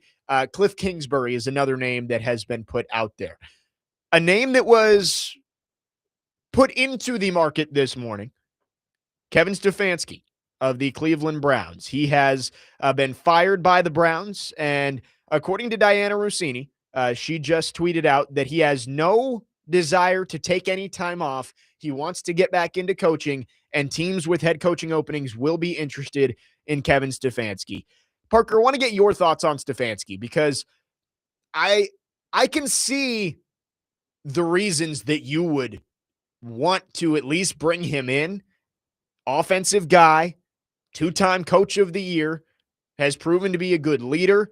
And, the Browns that's always a tough organization to win with. I mean, they've made the playoffs twice in the last 20 years? Yeah, with Baker and then once with Joe Flacco. Right, yes. They made it both the years that both years that the Browns have gone to the playoffs in the last 20 years. Kevin Stefanski won coach of the year because of it. That's how bad the organization has been. I like Kevin Stefanski, and I think he would go into the top tier of candidates out there for the Titans. We've talked a lot about Mike McCarthy. Matt Nagy is a popular name. We just talked about him and the connections with Mike Borgonzi. Robert Saleh has been linked a lot. And then the coordinators, Minter, Shula, Saleh, all these names we've been talking about for months. Stefanski definitely deserves a spot in there. This year was not great from Kevin Stefanski. And I think you could argue a lot of Kevin Stefanski's failures the last couple years are just due to the total incompetence of the ownership and front office in finding a quarterback. You had Baker Mayfield. You thought you could do better. You went out and got Deshaun Watson, and that just completely blew up in your face.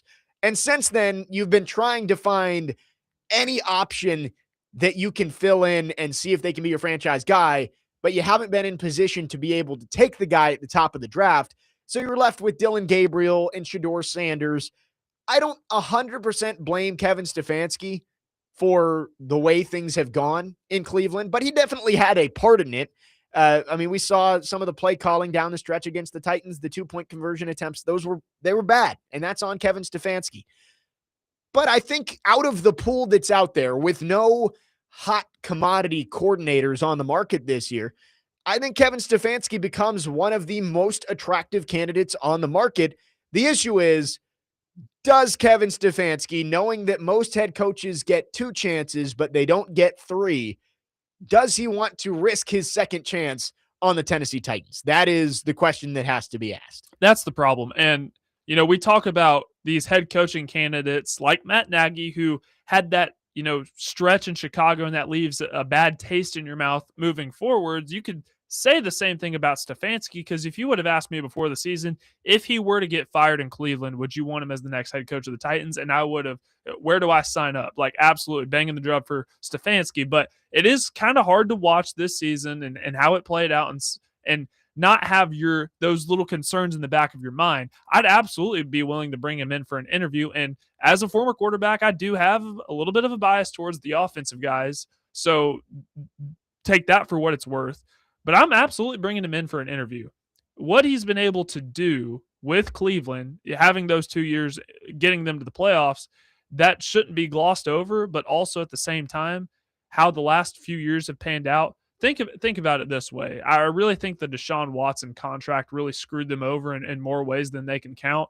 But he did play a little bit of a role in all this. But if he were to potentially be the head coach of the Titans, don't you think he'd bring Jim Schwartz over as defensive coordinator? Yes, I heard Robbie and Joe say that this morning, and that's attractive too. You bring Jim Schwartz back. I know he is a loved figure here in Nashville from his time as the DC before he went and became the head coach of the Lions. So I think it would be a good hire.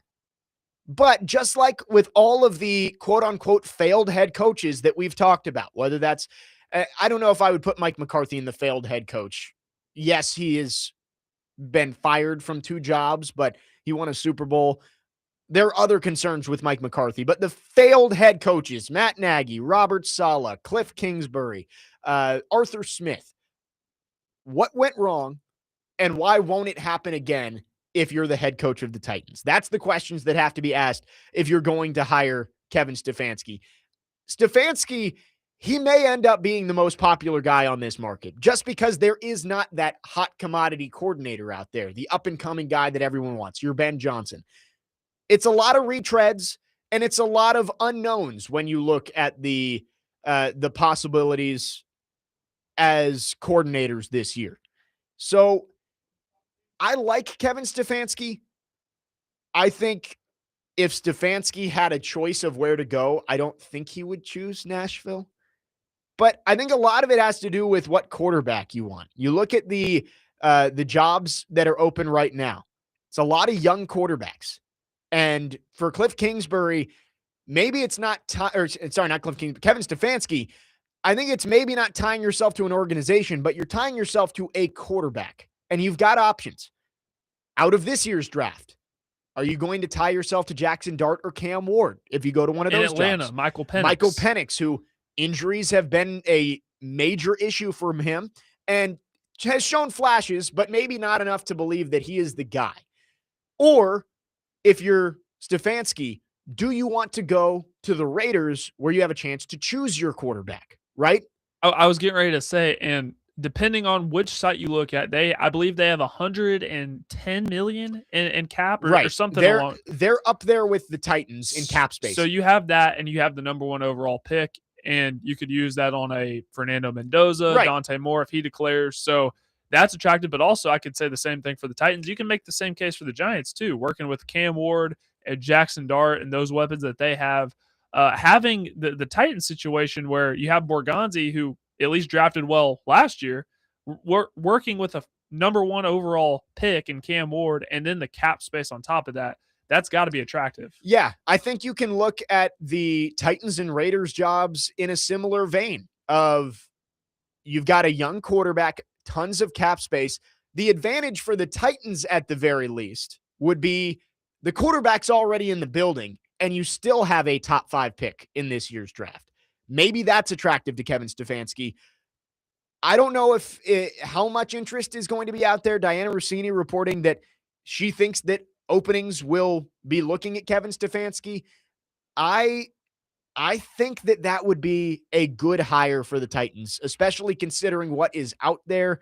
I hope to see the Titans at least request an interview and see what went wrong with Stefanski. Was it more on the front office and being hamstrung by the Watson contract and all that kind of stuff? Or do they think that maybe he's lost his luster over the last couple of years? 2349 on the text line says another fun stat for Cleveland is they have had 42 starting quarterbacks since coming back to Cleveland in 99. Clearly too many issues there. Kevin Stefanski had his hands tied a bit. And that's a large reason why I would be open to Kevin Stefanski being the head coach here. And I think that he would be a good hire is the quarterbacks and the overall dysfunction in Cleveland has to be tough. And again, I'm not saying that the Titans are just this completely well-run organization. As Hair Metal Henry says on the text line, going from a Jimmy Haslam-owned team to an Adams-owned team would be like rearranging the deck chairs on the Titanic for Stefanski. And I agree with that. Stefanski. And then in New York, Joe Shane. So like, I don't know which one is better. And the Raiders at least, have Tom Brady working behind the scenes. Right. So I don't know if that makes that more attractive or what have you. Stefanski is going to have options, I would guess. And for him, it's going to be up to where does he think he can have the most success? Because as we said, a lot of head coaches get 2 chances. They don't get 3. So he has to go to a place where he feels like he can succeed. 615-737-1025 is the phone number. Let's go back to our phone lines driven by WilsonCountyHyundai.com. Our good friend Kenny the mailman is called in. Kenny, good morning. Thanks for calling. Happy New Year, and thank you for putting me in your friend category. Of course, Kenny. We love having you call in. I appreciate that more than you'll ever know. This is more than just listening on the radio. It's like listening to friends. Of course, and we love when you call in. It's a busy day today, Kenny. We got a lot going on. Absolutely. Well, listen, you're talking about coaches being interviewed by the Titans. If I was a coach, I would do as much interviewing the Titans as they would to me. For example, I would be sure to ask Ms. Strunk, do you want me to come out of a meeting where we're planning on a game planning to try to win the division to announce you just fired a GM like she made Rabel?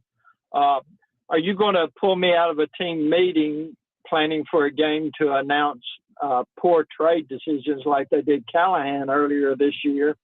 Are you jokingly going to trade any impact players we get, like our receivers they did for a few years ago, and not get absolutely nothing and then expect the coach not to say anything about it? I would do as much interview of the Titans as they would me. Right. And you put it, it's almost like, I don't know if I want anybody that would want to work here.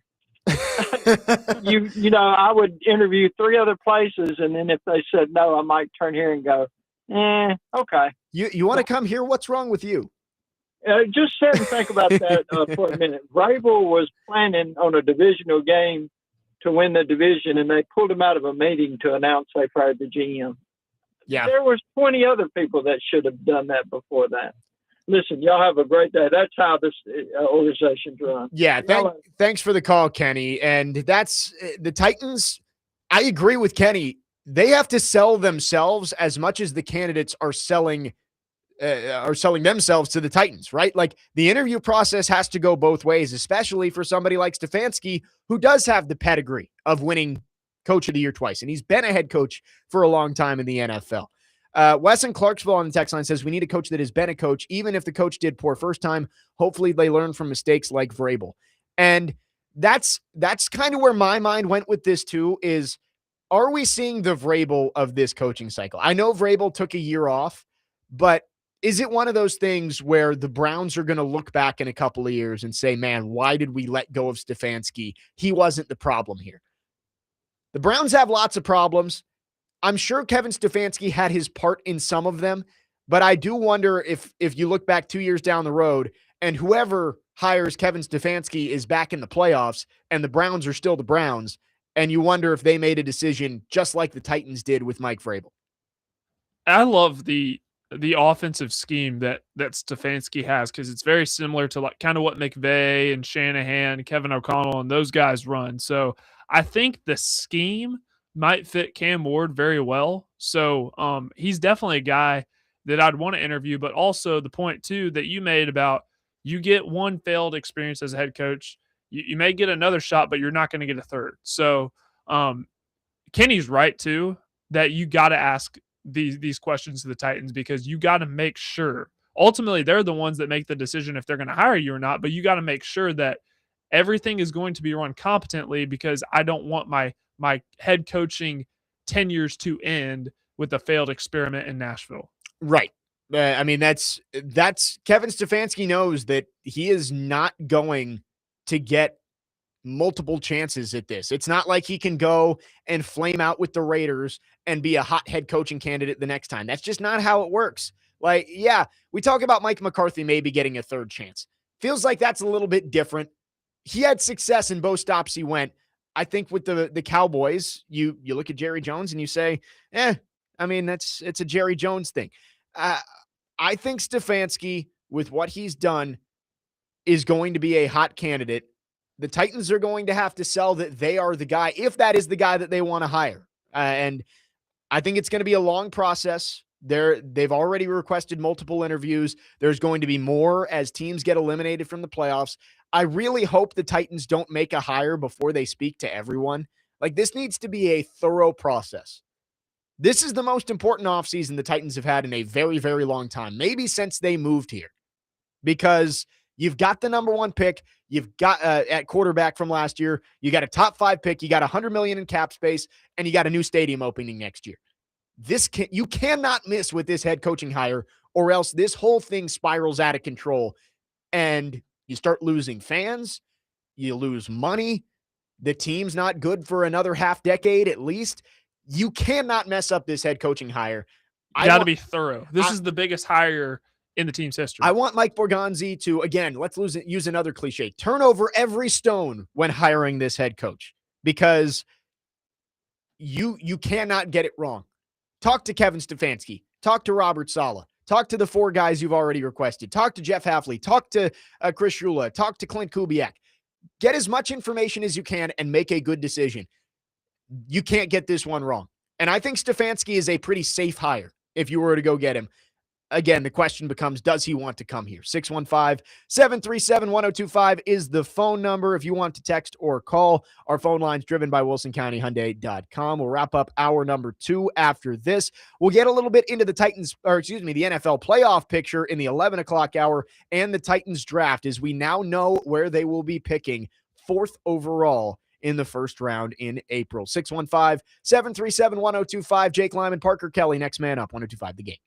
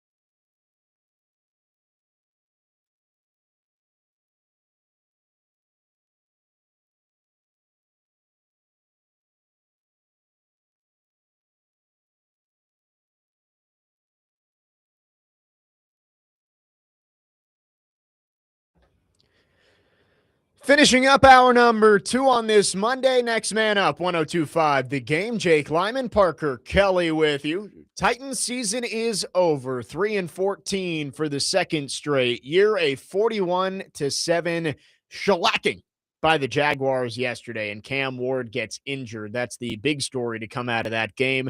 Mike McCoy going to speak this afternoon. I'm sure that he will have some sort of update on Cam Ward's injury. Likely the last time we hear from Mike McCoy. So take it all in. Enjoy it. all of the coach speak. We will hear from Mike Borgonzi tomorrow. It is a 10 a.m. press conference, so excited for that, to hear what Borgonzi has to say. We will air that tomorrow during the show.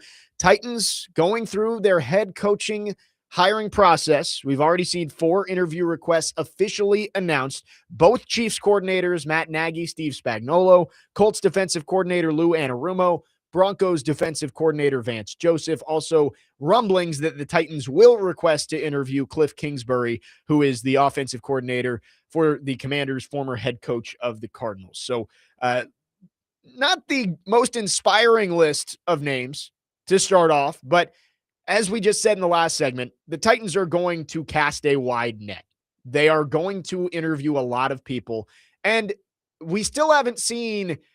Nagy is the one name that was out there from the beginning that the Titans have already requested to interview, but there are a lot of names that have been reported by Diana Rossini or others, Jonathan Jones from CBS, of Chris Shula from the Rams and Jesse Minter from the Chargers and Jeff Hafley from the Packers. All those guys are not eligible to be interviewed this week because they're playing in playoff games. So the Titans likely are interviewing as many of the guys they can right now. Kevin Stefanski is now available after being fired by the Browns. So I would guess most of those virtual interviews are happening this week. Then next week, they'll turn to some of those other coordinators who are still in the playoffs or once they are eliminated. So this is going to be a long process. I said earlier this hour, January 21st, I think is probably a realistic date that you can look at, give or take a few days. That week, I guess you could say, is when the Titans would probably have a decision. When is the Senior Bowl? Let's see. February, right before. It's right before the Combine. Super Bowl, right?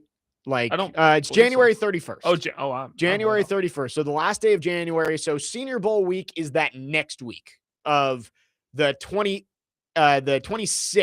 through the 31st. So I would guess the week before is probably when the Titans are going to make that hire. There's going to be time, but I understand not the most inspiring list of names that have come out so far. We're probably going to see another flurry coming in throughout the next couple of days, but going to be a long process. The Titans have already started to look at candidates, and Mike Borgonzi again going to speak tomorrow. Our good friend New York Doug on the text line says, you guys need to hop on board the Jackson Dart train. Jackson Dart's shining light will likely save the GM as he gives the Giants a reason to believe. I guess that's a New York Post article. He says, come on and admit it. The Titans train has completely derailed.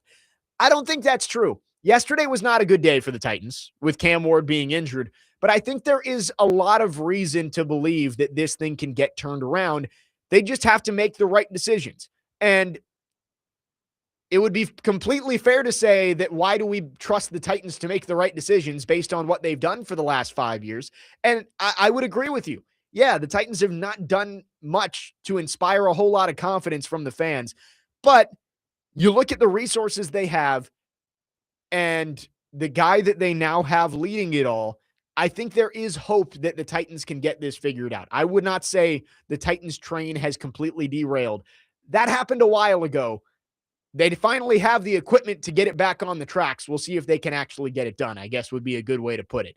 They've got the most cap space in the NFL, and I actually saw Spot Track adjusted their evaluations. So according to both Over the Cap and Spot Track, the Titans have the most cap space in the league. They have the 4th overall pick. They've got a quarterback who showed a lot of growth, and disappointing that he got injured, but you're expecting to see progression in year 2. You've got young pieces on both the offense and the defense that you think you can build around.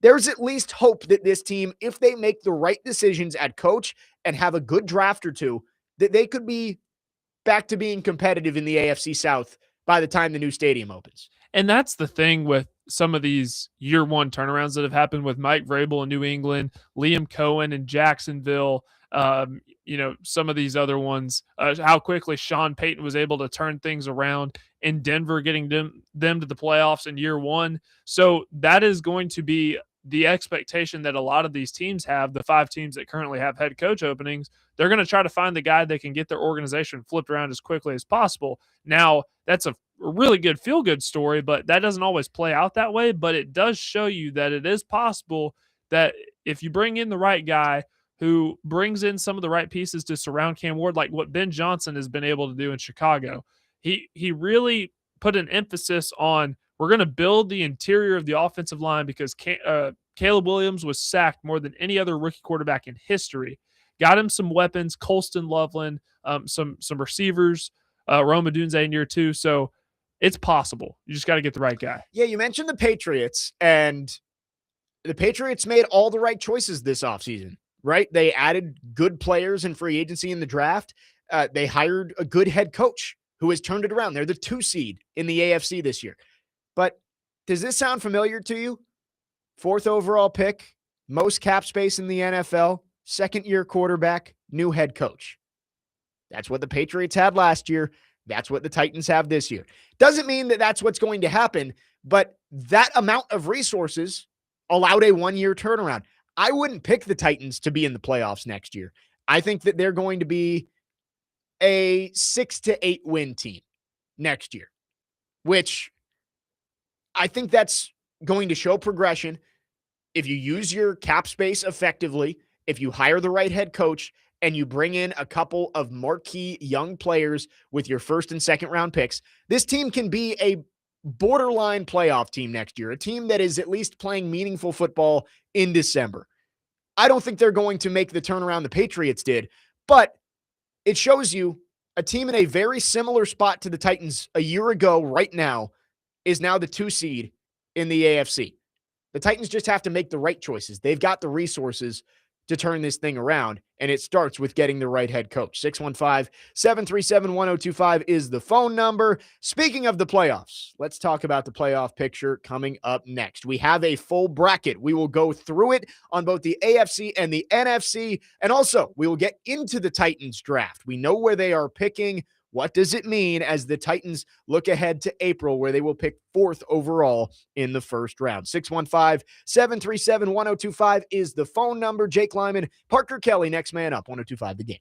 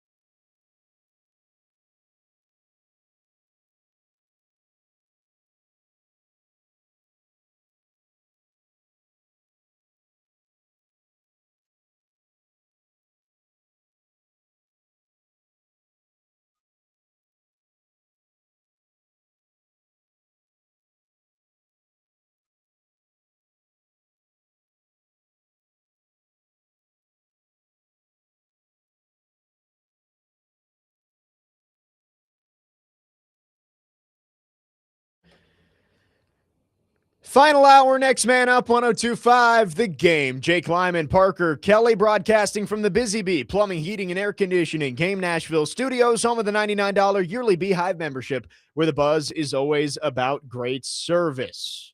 It is Black Monday across the NFL. We were going to get into the playoffs, as we do have the bracket for the NFL playoffs starting on Saturday, but some news right at the top of the hour.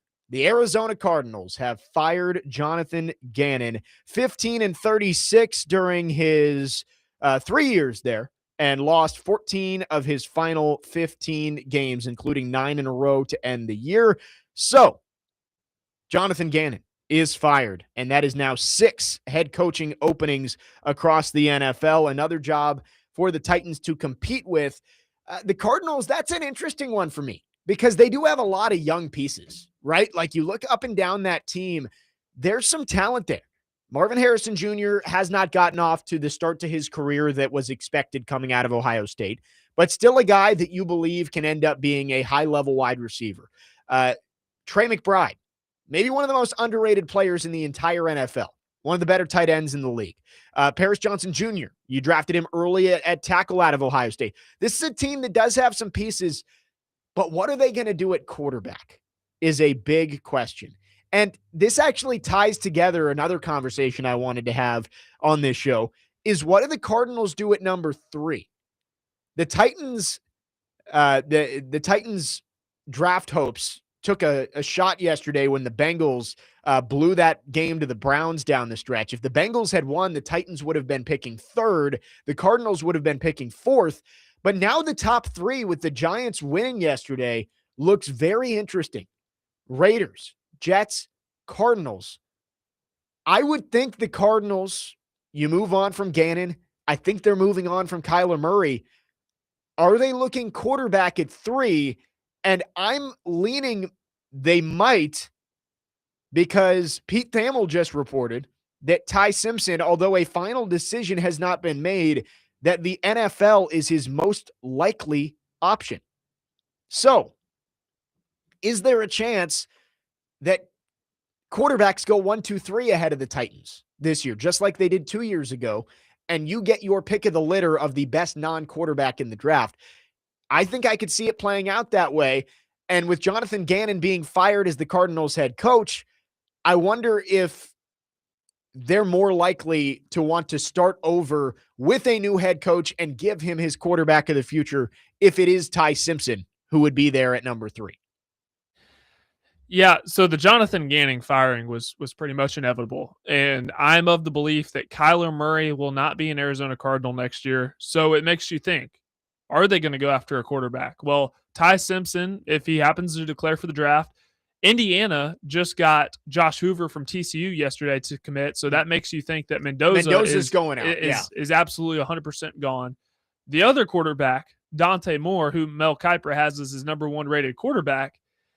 The thing about Dante Moore, and this isn't me saying that he's going to come back to Oregon for another year, because I don't know if your stock can get any higher than it already is. Right. But with Dante Moore, he's shown that he's not hasty to make decisions, because he transferred from UCLA, where he was the starter, to Oregon, where he knew that he wouldn't be the starter. He would be sitting under Dylan Gabriel for a season. So Dante Moore has shown patience with decision-making, and that he will not rush to make a decision. So just keep that in the back of your mind if he decides to come back.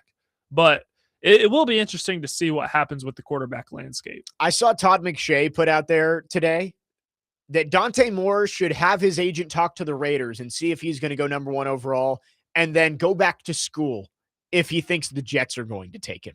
And I'm sorry, I understand the whole idea of, I don't want to play for this team. This team's dysfunctional. You are getting like $50 million guaranteed. Sorry, college NIL is not getting close to that. I know Dante Moore probably has a pretty sweet NIL package from Oregon. It's not $50 million guaranteed over 4 years. And you just never know what's going to happen if you go back to school. You have a bad year, your draft stock falls, you go in the 2nd or 3rd round, you lose a lot of money. You get injured, you fall even further, you lose a lot of money. If Dante Moore, they're the back channels that the agents are talking to these teams, If Dante Moore's agent is talking to the Jets or the Cardinals and they're saying, yeah, he's not falling below us, we're taking him if he's there, he's going out. He is not going back to school. So I believe, which I would agree, because his stock's not going to get any higher. Right. If you're going to go in the top 3 of the NFL draft, you do not go back to school. It would be stupid. He's going to come out. I truly believe that. And I think Simpson's going to come out because I think there is a desperation for quarterbacks right now. And the Cardinals at 3, they're going to move on from Kyler Murray. I don't see any way that situation is going to be fixed where Kyler Murray feels like he can be the number 1 or the QB1 again. And I don't think whoever they're hiring as the head coach wants Kyler Murray as their quarterback. So I think there's a good chance that quarterbacks go 1, 2, 3 ahead of the Titans in the draft. And now Jonathan Gannon is fired as the head coach of the Cardinals. So 6 openings across the NFL now. Titans and Giants happened in season. The Falcons announced they were firing Raheem Morris last night. And so far today, Black Monday, not Black Friday, Black Monday across the NFL. Pete Carroll, Kevin Stefanski, and now Jonathan Gannon have all been fired. 6 openings across the NFL. I would expect that's it. There could be a surprise here or there. I don't see the Dolphins moving on. I don't think they've made a firm statement yet that Mike McDaniel is coming back, so that one might be one to keep an eye on. Of course, the Ravens is one that you have to keep an eye on if John Harbaugh is going to be let go. I would venture to say that neither of those jobs open up. I think it's going to stay at 6. Out of the 6 jobs, where do you think the Titans rank in terms of attractiveness? Like, we just went through the resources the Titans have. I understand the ownership stuff might scare off some coaches. Amy has a quick trigger, and you just don't know. One of the texters asks, does the Cam Ward injury dissuade some coaches? I don't think so. There's obviously flaws to the Titans job, but I do think when you look across these 6 openings, the Titans are at worst in the middle of the pack. Young quarterback, top 5 pick, tons of cap space, and Mike Borgonzi now solidifying the front office structure as the traditional GM. I think the Titans would be more attractive than the Browns for sure. I would say the Falcons too.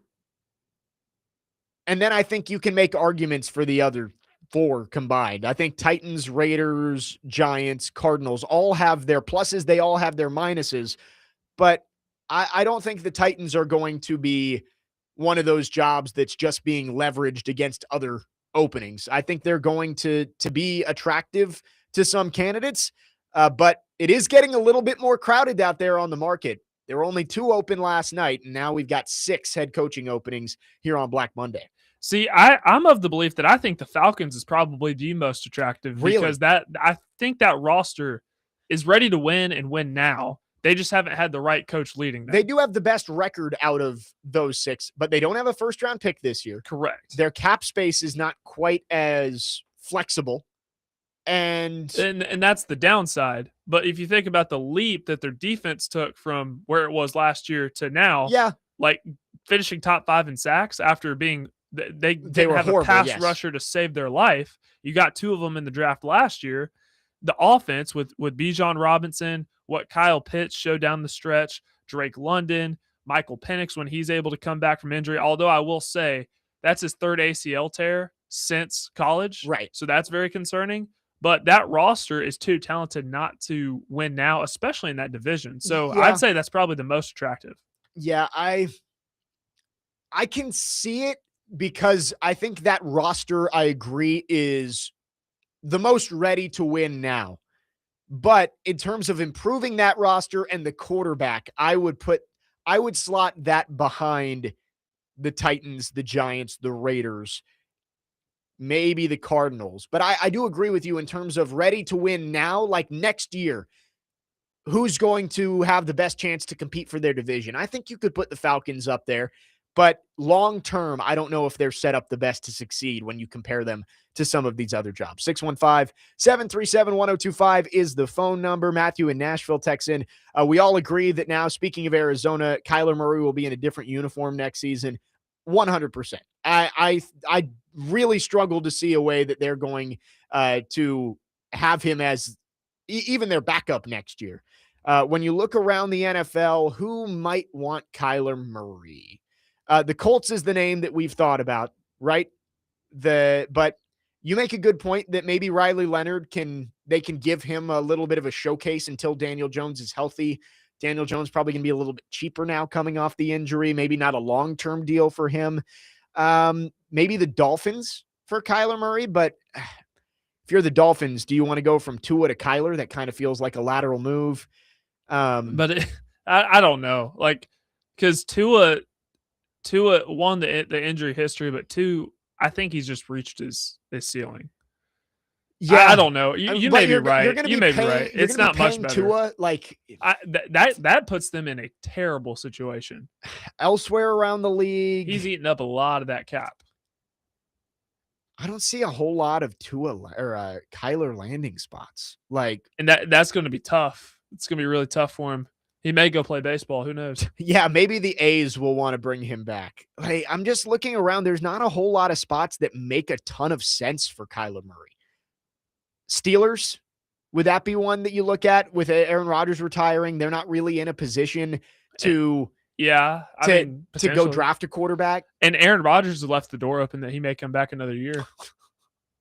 I don't know. Yeah, I have no idea how much truth there is to that. The Kyler Murray stuff's going to be interesting because there are going to be teams out there that need a quarterback that aren't in position to draft one. But if I'm a team out there, would you rather sign Malik Willis to a 3-year, $40 million deal or something like that and see if he can do something? And yes, I think that's the going rate for a quarterback of Malik Willis's, like $13-14 million a year. Or do you want to trade for Kyler Murray and that contract? Maybe he just gets cut. I don't know. But the Cardinals have a lot of decisions to make, and now add another one to the list. They have fired Jonathan Gannon, and they joined the 5 other teams: Titans, Giants, Raiders, Falcons, Browns, and now the Cardinals have head coaching openings here on Black Monday. 615-737-1025 is the phone number. If you want to text or call, our phone line's driven by WilsonCountyHyundai.com. We'll continue to discuss the head coaching carousel. Titans are on it, and they have already started to make some interview requests. Jake Lyman, Parker Kelly, next man up here on 102.5 The Game.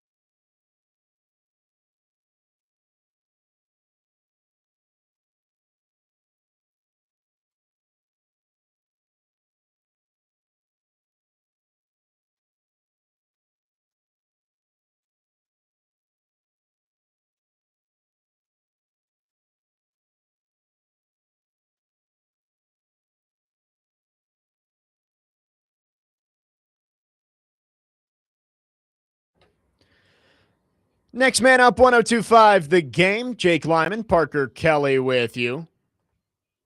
Reacting to Black Monday as the head coaching firings are coming fast and furious over the last few hours. Already this morning, Kevin Stefanski out with the Browns, Pete Carroll out with the Raiders, and Jonathan Gannon, the most recent head coach to be fired with the Arizona Cardinals. So that leaves 6 openings now across the NFL. The Titans, one of them. They had the first firing of Brian Callahan. Brian Daboll was fired from the Giants during the season as well. And within the last 24 hours, Raheem Morris, Kevin Stefanski, Pete Carroll, now Jonathan Gannon. So 6 openings. And we're talking about the Cardinals a little bit because the Cardinals, as much as it may not seem like it, that is a team that has a large impact on the Titans because of where they are drafting in April. The Cardinals pick 3rd, the Titans pick 4th. And we know from the last few years that just one spot or 2 spots can be the difference between getting an elite player and maybe having to drop down a tier. This is nothing against J.C. Latham, who showed up down the stretch. I feel better about him going into next year, but you missed out on Malik Neighbors by 1 spot. Titans, yesterday, they had the strength of schedule advantage against the Cardinals heading into the day. The Bengals giving up that last-second field goal to the Browns ended up costing the Titans a spot in the draft order. What the Cardinals do at 3 is probably the biggest question for the Titans, because I think it's pretty safe to assume Raiders, Jets going to go quarterback at 1 and 2. I struggle to see either of those teams passing it on another year, not knowing what's going to come out in 2027 at quarterback. I think Mendoza and Moore, who I expect to come out, I think they're going to go with those 2. But the Cardinals at 3, if Ty Simpson comes out, I think there will be a conversation about whether he should go 3rd overall. During the season, up until the final month of the year, Ty Simpson was being talked about as a possible number 1 overall pick. All of this is going to be sorted out in the draft process, but the Cardinals going quarterback opens up a whole lot of things for the Titans, because you then get the pick of whoever you want among non-quarterbacks. And there are a lot of good players in this draft. Reuben Bain is one of the names that I've seen linked to the Titans a lot. I know that the arm length and the positional value may be an issue, but man, watching him play against Ohio State the other night, I really struggled to care about his arms being an inch too short, because that dude is a baller. I'll dunk on anybody that tries to tell me that Reuben Bain has short arms, small hands. Just watch the dude play. Well, and it's funny because you look at the 2 guys at pass rusher, Arvell Reese, Reuben Bain. Those are the guys being talked about as the top of the market pass rushers that you're going to get early in the draft in the top 5. Blue chip guys. It feels a little to me, and it's probably not a perfect comparison because I think Aiden Hutchinson's arms weren't an issue, but it kind of feels to me like a Trayvon Walker versus Aiden Hutchinson debate of like, one of these guys is super twitchy and has all the traits, and it's Arvell Reese, and he could be the next Micah Parsons. He's got all of the measurables that you want, but the production hasn't really been there quite as much. And you saw against Miami, he didn't show up all that much in that game. Reuben Bain, you maybe have issues with some of the measurables, but the production is elite. And I don't know. That's going to be a discussion. Then you have to have the discussion about Carnell Tate and Jordan Tyson if you're going to go wide receiver. The Titans, if those 3 teams at the top of the draft all go quarterback, the Titans can pick any of those 4 that they want at number 4. And that is a good spot to be in. Yeah, you wish you could trade back. You wish you were picking 1, 2, or 3, and maybe one of those teams wants to come up and give you picks. Didn't work out that way. Thought it might yesterday when the Bengals took that late lead, but the Cardinals end up picking 3rd.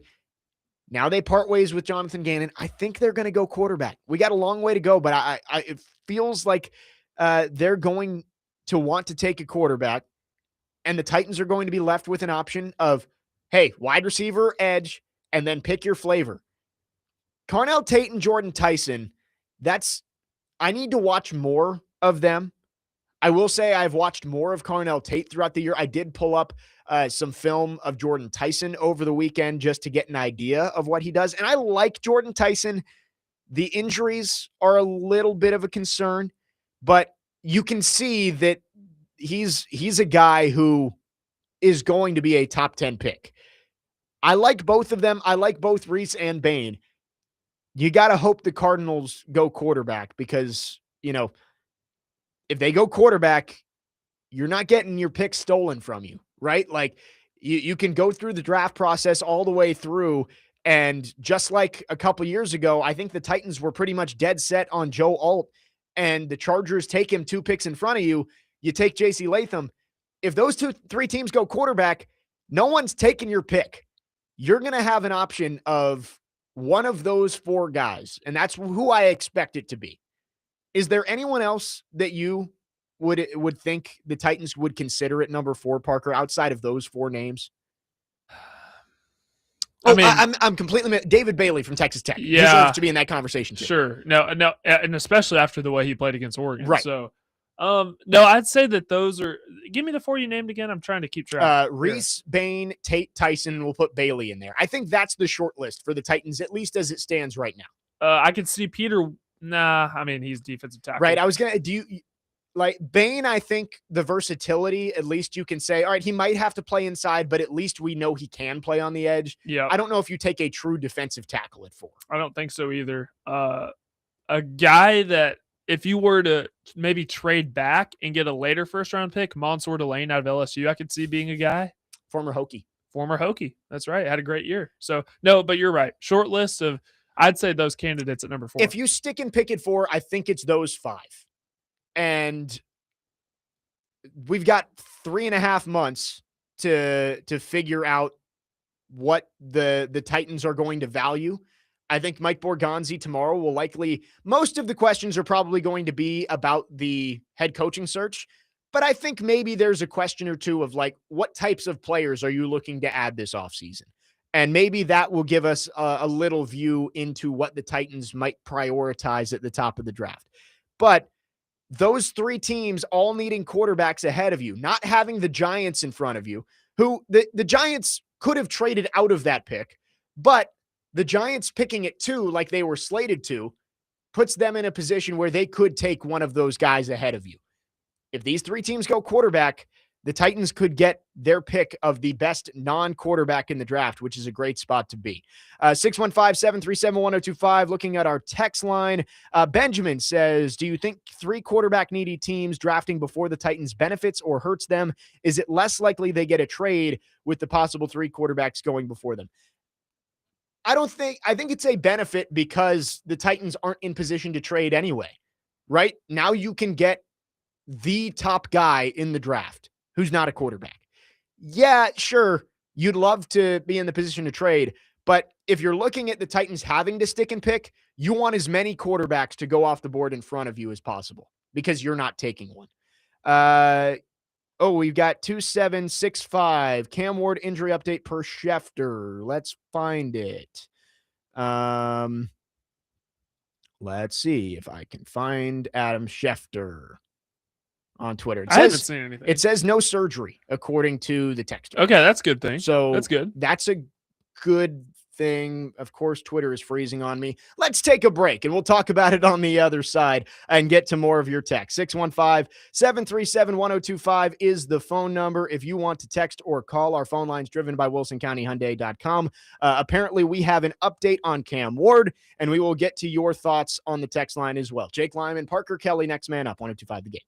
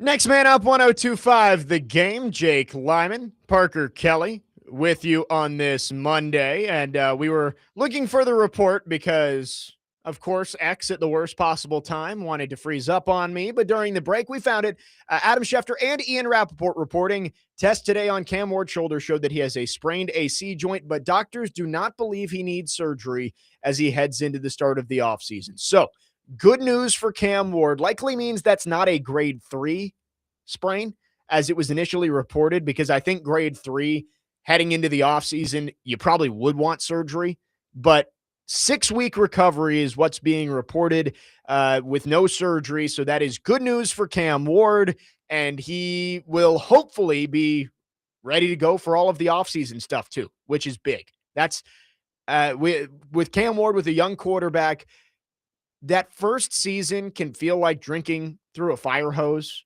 of like you did not get a break. You did draft prep, combine, draft, OTAs, minicamp, training camp, and all of a sudden you're back into the season. It's good for him, honestly, maybe to get 6 weeks off and, reset, and then can come back and still participate in all the offseason stuff. So best possible news for Cam Ward, I think, at this point, that it does not require surgery, and hopefully only a month or two that he will be sidelined with that shoulder sprain. We're talking about the draft because the Titans yesterday ended up with the 4th overall pick. Could have been 3rd had the Bengals won. And I saw Leck on the YouTube chat ask, hold up, if the Bengals won, the Titans would have had better draft position. Yes, because of the strength of schedule, if the Bengals had won, the Titans would have had a lower strength of schedule than the Cardinals and would have picked 3rd. Instead, since the Browns won, the Cardinals took the 3rd pick. So the Titans picking 4th. And we've gotten a couple of questions asking if the Titans could trade out of that 4th pick if quarterbacks go in front of them. So let's say that's how it works out. Raiders go Mendoza, Jets go Moore, Cardinals go Simpson, and the Titans are on the clock at 4. And I know a few people have brought up Travis Hunter in this. And if one of these guys is viewed as a generational piece, I understand the idea of like, oh, maybe we trade out of this pick and accumulate more draft capital. But the Titans are in no position to be turning down generational players. And if you're trading up in the 1st round, especially to the top of the 1st round, they've got to be pretty much surefire blue chip guys like Will Anderson. And, I have my doubts about Travis Hunter, but he was one of those guys that the Gladstone and Cohen with the Jags believe that he could be a franchise-altering player. The Titans are in no position to be turning that down. I know people out there are upset the Titans traded out of 35, where Nick Emanwari was picked by the Seahawks and got Femi and Kevin Winston, and are like, why didn't you just stick and take Nick Emanwari? Imagine that on a 10 times greater scale if Arvell Reese, for example, is viewed as this generational pass rusher throughout the draft process, and everybody is falling in love with him, and a team wants to trade up to get that pick from you. That probably means you should just take Arvell Reese, right? So I find it hard to believe the Titans are going to trade out of that pick. But I think one of those 5 guys is going to be the pick for the Titans at 4. Long way to go in the draft process. Things change all the time from the end of the regular season to the draft. But if I had to guess, Bain, Reese, Bailey, Tate, Tyson, that's going to be the pick at 4 for the Titans. And you hope that they get their pick of all 5 of them if quarterbacks go in front of them. Yeah, no, I'd say you're probably right. It seems like that is going to be the consensus. Those best players right there at that position, considering the needs that the Titans have, and I'd have to agree. And definitely going to study these guys. I can't believe that the season just ended and bang, here we are already talking about off season and draft. It still feels so far away. Right. It does. It's going to get here quick. And I know that this is just the start. At least we've got the head coaching search over the next couple of weeks to distract us. And then, we'll get into free agency in March. But it's going to be the conversation of wide receiver or pass rusher, and which one do you take at number 4 for the next 4 months? And it's a huge decision. I think head coach is the biggest decision for the Titans this offseason for sure.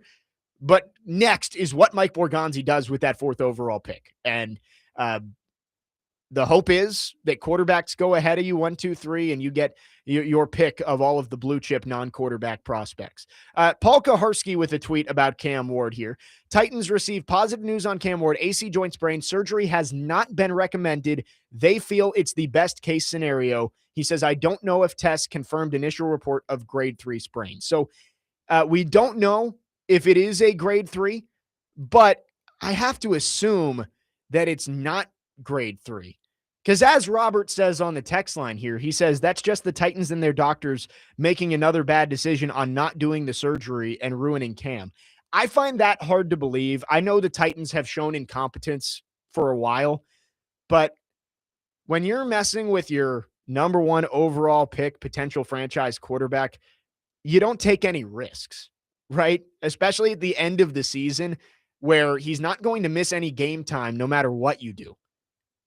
You don't take risks. If they felt surgery was the best course of action for Cam Ward, he'd be getting the surgery. If he doesn't need surgery, he doesn't need surgery. And I don't think the Titans are trying to cover this up, because if Cam Ward, the best course of action was to give him surgery and they said, no, you know what? We need him out there for mini camp. He can't get surgery. That's stupid. And everybody involved should be fired. So I like to believe that that's not what's happening. And the Titans are going about it in Cam Ward's best interest.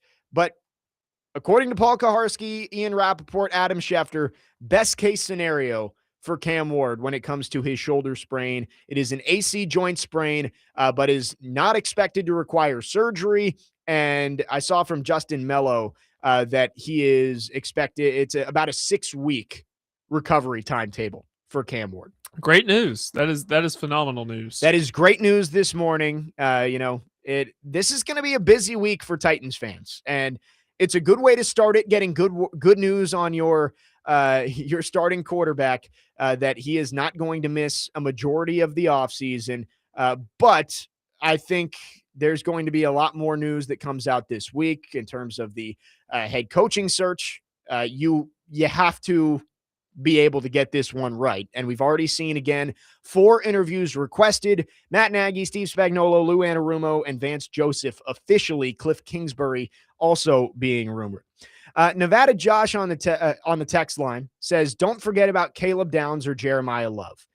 And thanks for texting this in, Nevada Josh, because I look at it with the Titans picking at 4th. And if I had to say the 2 best players in the draft, Parker, I think those are the 2 names, right? Caleb Downs, Jeremiah Love. If you're just saying, regardless of positional value, the 2 best football players in this year's draft, Caleb Downs, Jeremiah Love. Absolutely. I think that's obvious. The Titans can't take either of those guys. I'm sorry. I love both of them. I think both are going to be great playmakers at this level. The Titans need pass rushers. They need wide receivers. And the only way to find elite guys at those positions is to take them in the top 5. You have a top 5 pick. If you're going to get a game-wrecking pass rusher or a playmaking wide receiver who can be an elite guy for Cam Ward to throw the ball to, maybe you can find those guys in the 2nd round every once in a while. But for the most part, the best players get picked at the top of the draft. And I like Caleb Downs. I like Jeremiah Love. Those are luxury picks. And somebody who already has a good wide receiver and a good pass rusher and good tackles and a quarterback, they're going to be very lucky to take Caleb Downs and Jeremiah Love in the late single-digit picks and into the early teens.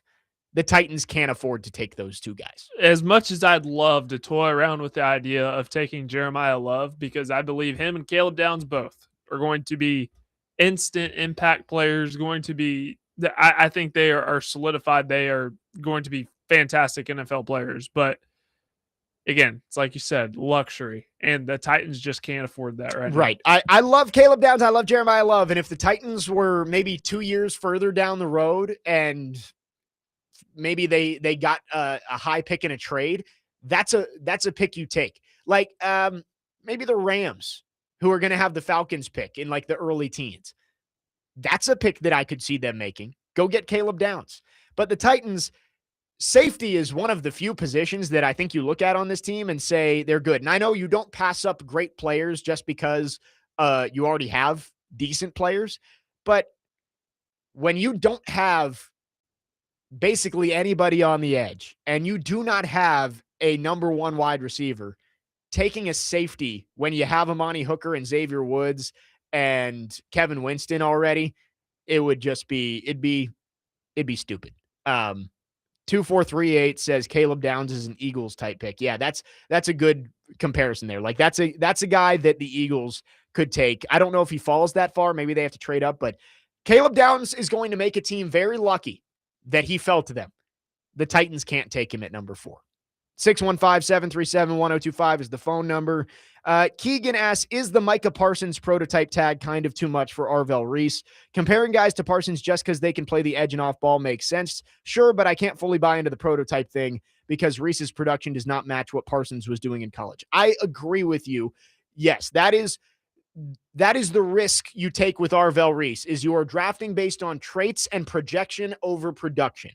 And if I had to pick, honestly, and I couldn't believe I forgot him when talking about the 4th pick, if you want a happy medium of production and traits, David Bailey might be your guy. If you're a little scared about the positional value for Ruben Bain, you're scared about the lack of production from Arvell Reese, David Bailey might be that, mommy bear, baby bear, just right in the middle of what you're looking for as an edge rusher. And maybe that ends up being the guy they take at number 4. Kedrick Falk as well. Yeah, another guy. David Bailey probably, I don't know, after just watching him against Oregon and all the pass deflections that he had at the line of scrimmage, the athleticism, he's a guy I definitely feel comfortable taking. Titans have lots of decisions to make this offseason, and it has already been a busy day. Reports coming out of who they have requested to interview, early requests, Matt Nagy, Steve Spagnuolo, Lou Anarumo, and Vance Joseph, and also the report coming out in the last 20 minutes or so that Cam Ward's tests have diagnosed that is not going to require surgery and likely going to be only a 6-week recovery instead of close to 6 months. 615-737-1025 is the phone number. We will wrap up the show on the other side. We'll give you any more updates that we have on the Titans coaching search and much more. And also, we'll talk some Preds as they got another win over the weekend. They wrap up their road trip coming up tomorrow night against the Edmonton Oilers. We'll talk about them coming up next. 615-737-1025. Jake Lyman, Parker Kelly, next man up, 1025 The Game.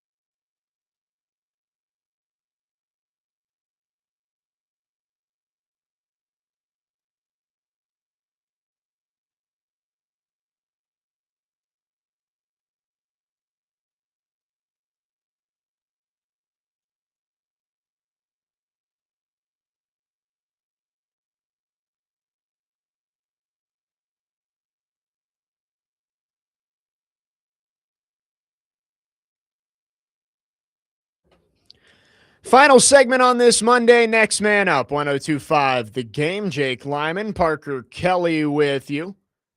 Titans getting started on their head coaching search. It is Black Monday. 5 more openings across the NFL, 4 of them becoming open in the last 24 hours. Titans will be competing for candidates against the Giants, Raiders, Falcons, Browns, and the Cardinals. Jonathan Gannon, the most recent one to be fired. 615-737-1025 is the phone number. Let's go back to our phone lines driven by WilsonCountyHyundai.com. T-Mac in Murfreesboro is called in. T-Mac, thanks for calling. Go ahead. Yes, I want to make a comment, and I'm sorry. I said you go ahead. Okay, I'm sorry. I'm ordering. No, I you're want to good. make a comment. So, I don't know why they would interview Steve Spagnuolo. I just don't know why. But I would say, as far as people that they should interview, I mean, definitely, Mike McCarthy. Definitely, I do like Matt Nagy. But anybody out of the NFC West, anybody that comes from the Seahawks, the 49ers, even their Rams organization, if they come from under Sean McVay, I don't care if it's the team assistant, the janitor, the water girl, anybody under Sean McVay, please bring them in, and I'll hang up in there. Yeah, thanks for the call, T-Mac. Steve Spagnuolo was an interesting one for me because that name has not been brought up basically throughout the last 2 months as the Titans were preparing for this head coaching search. I mean, I'm fine with Mike Borgonzi turning over every stone trying to find this head coach, but that one also didn't make a ton of sense to me. And I like the idea of, successful teams breed successful coaches. We've seen it for years. So yeah, if you interview Chris Shula or, Clint Kubiak, those are guys who are having success right now with teams that are in the playoffs. I would get it if the Titans were going to look at them as well once their teams are eliminated coming up in a couple of weeks. A couple of news and notes. Right now, the Titans are having open locker room locker room clean out day, and Mike McCoy going to speak. The big news is that Cam Ward not going to need surgery on the shoulder sprain he suffered yesterday, so that is great news. Jeffrey Simmons speaking to the media, he was asked about his involvement during the offseason program. A lot was made last year about him not being present for the offseason program. He said he will be around more this offseason, especially with the new head coach. So good to hear from Jeffrey Simmons. He also apparently said that he did not give Tavondre Sweat an option, that Sweat is going to come out and work with him in Dallas this offseason. So that's good to see. Tavondre Sweat did not have the year 2 a lot of people were hoping for. I like that Tavondre Sweat is going to be under Jeffrey Simmons' wing this offseason and hopefully can take the strides necessary in year 3. So just a couple of news and notes there. Again, Mike McCoy going to speak this afternoon. Keegan on the text line says, give 2 reasons not to interview Brian Flores, and one of them cannot be the lawsuit. I don't know. I think the one thing is Brian Flores, you would have to be sure that he's completely bought in on Cam Ward, because the whole Brian Flores Tua Tagovailoa relationship clearly did not go over well. And both guys had their part in that, but Brian Flores, the lawsuit's going to be the main reason that he doesn't get attention for head coaching jobs, right? Like that, he has been good enough as a head coach. He's been great as a coordinator that teams likely should give him an interview. I just don't know if it's going to happen. We will see. I don't see it happening though. Yeah, no, and I wouldn't want that. He's one of those guys I just think is a better coordinator. This is purely my opinion. I just don't think he is a good head coach, but I think he's a fantastic coordinator. He's got a good thing going with the Vikings in Minnesota. So I would not bring him on as head coach. No way. Yes, I agree with you. Lots of Titans news going on today. And again, tomorrow, make sure you tune in on the show at 10 a.m. Mike Borgonzi is going to speak to the media, and we will carry that as he wraps up the season, talks about the head coaching search and this offseason where the Titans have over $100 million in cap space and the number 4 pick in the NFL draft. A couple of other non-Titans things, because we spent the entire show on the Titans today. Vanderbilt women's basketball like we expected, did move up in the AP poll. They are number 7 in the country. That is the highest since 2007. So There we go. love it. They will be a top 10 team when they face Missouri on Thursday, 6:30 tip over there at Memorial Gym. So you really think Blake's is the best player in the country? I really think she might be. Who else would be in the conversation?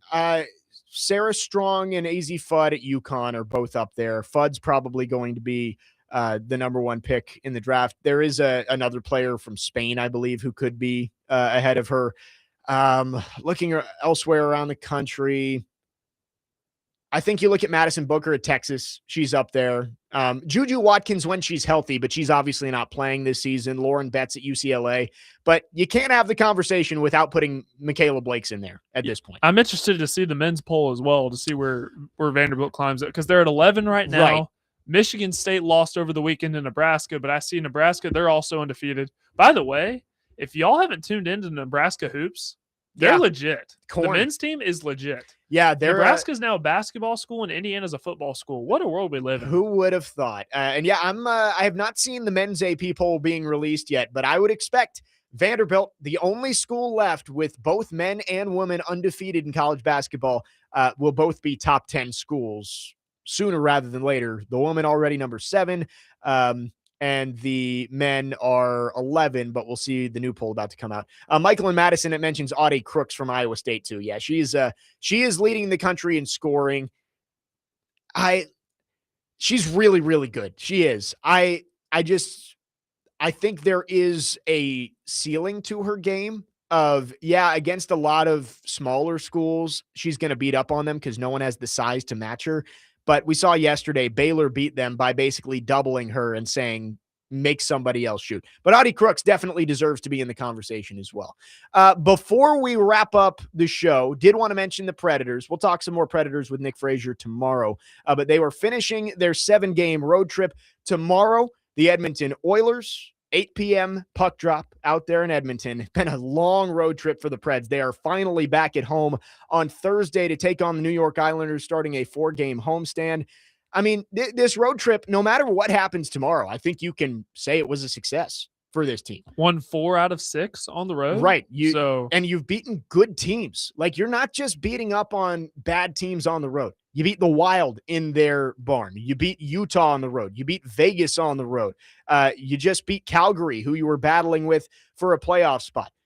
Edmonton's going to be tough. I mean, the Oilers are perennially, if I can get the words out of my mouth. There we go. We got it. Perennially one of the best teams in hockey. And this year is no different. 46 points this year, tied for first in the Pacific Division. But the Preds are 1 game out of a playoff spot right now. 1 game behind the Kings and the Sharks and the Kraken, who are all tied at 43 points, 1 through 3 in the wild card standings. Awesome stuff from the Predators. And I can't wait for them to come home. I hope this weekend the Preds have a full arena over at Bridgestone.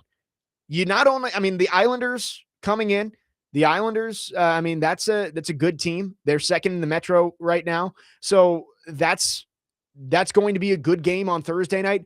The game I'm looking forward to, Saturday night in Smashville, Chicago coming in. It's a bad Chicago team lately. They have fallen off a cliff after a strong start to the season.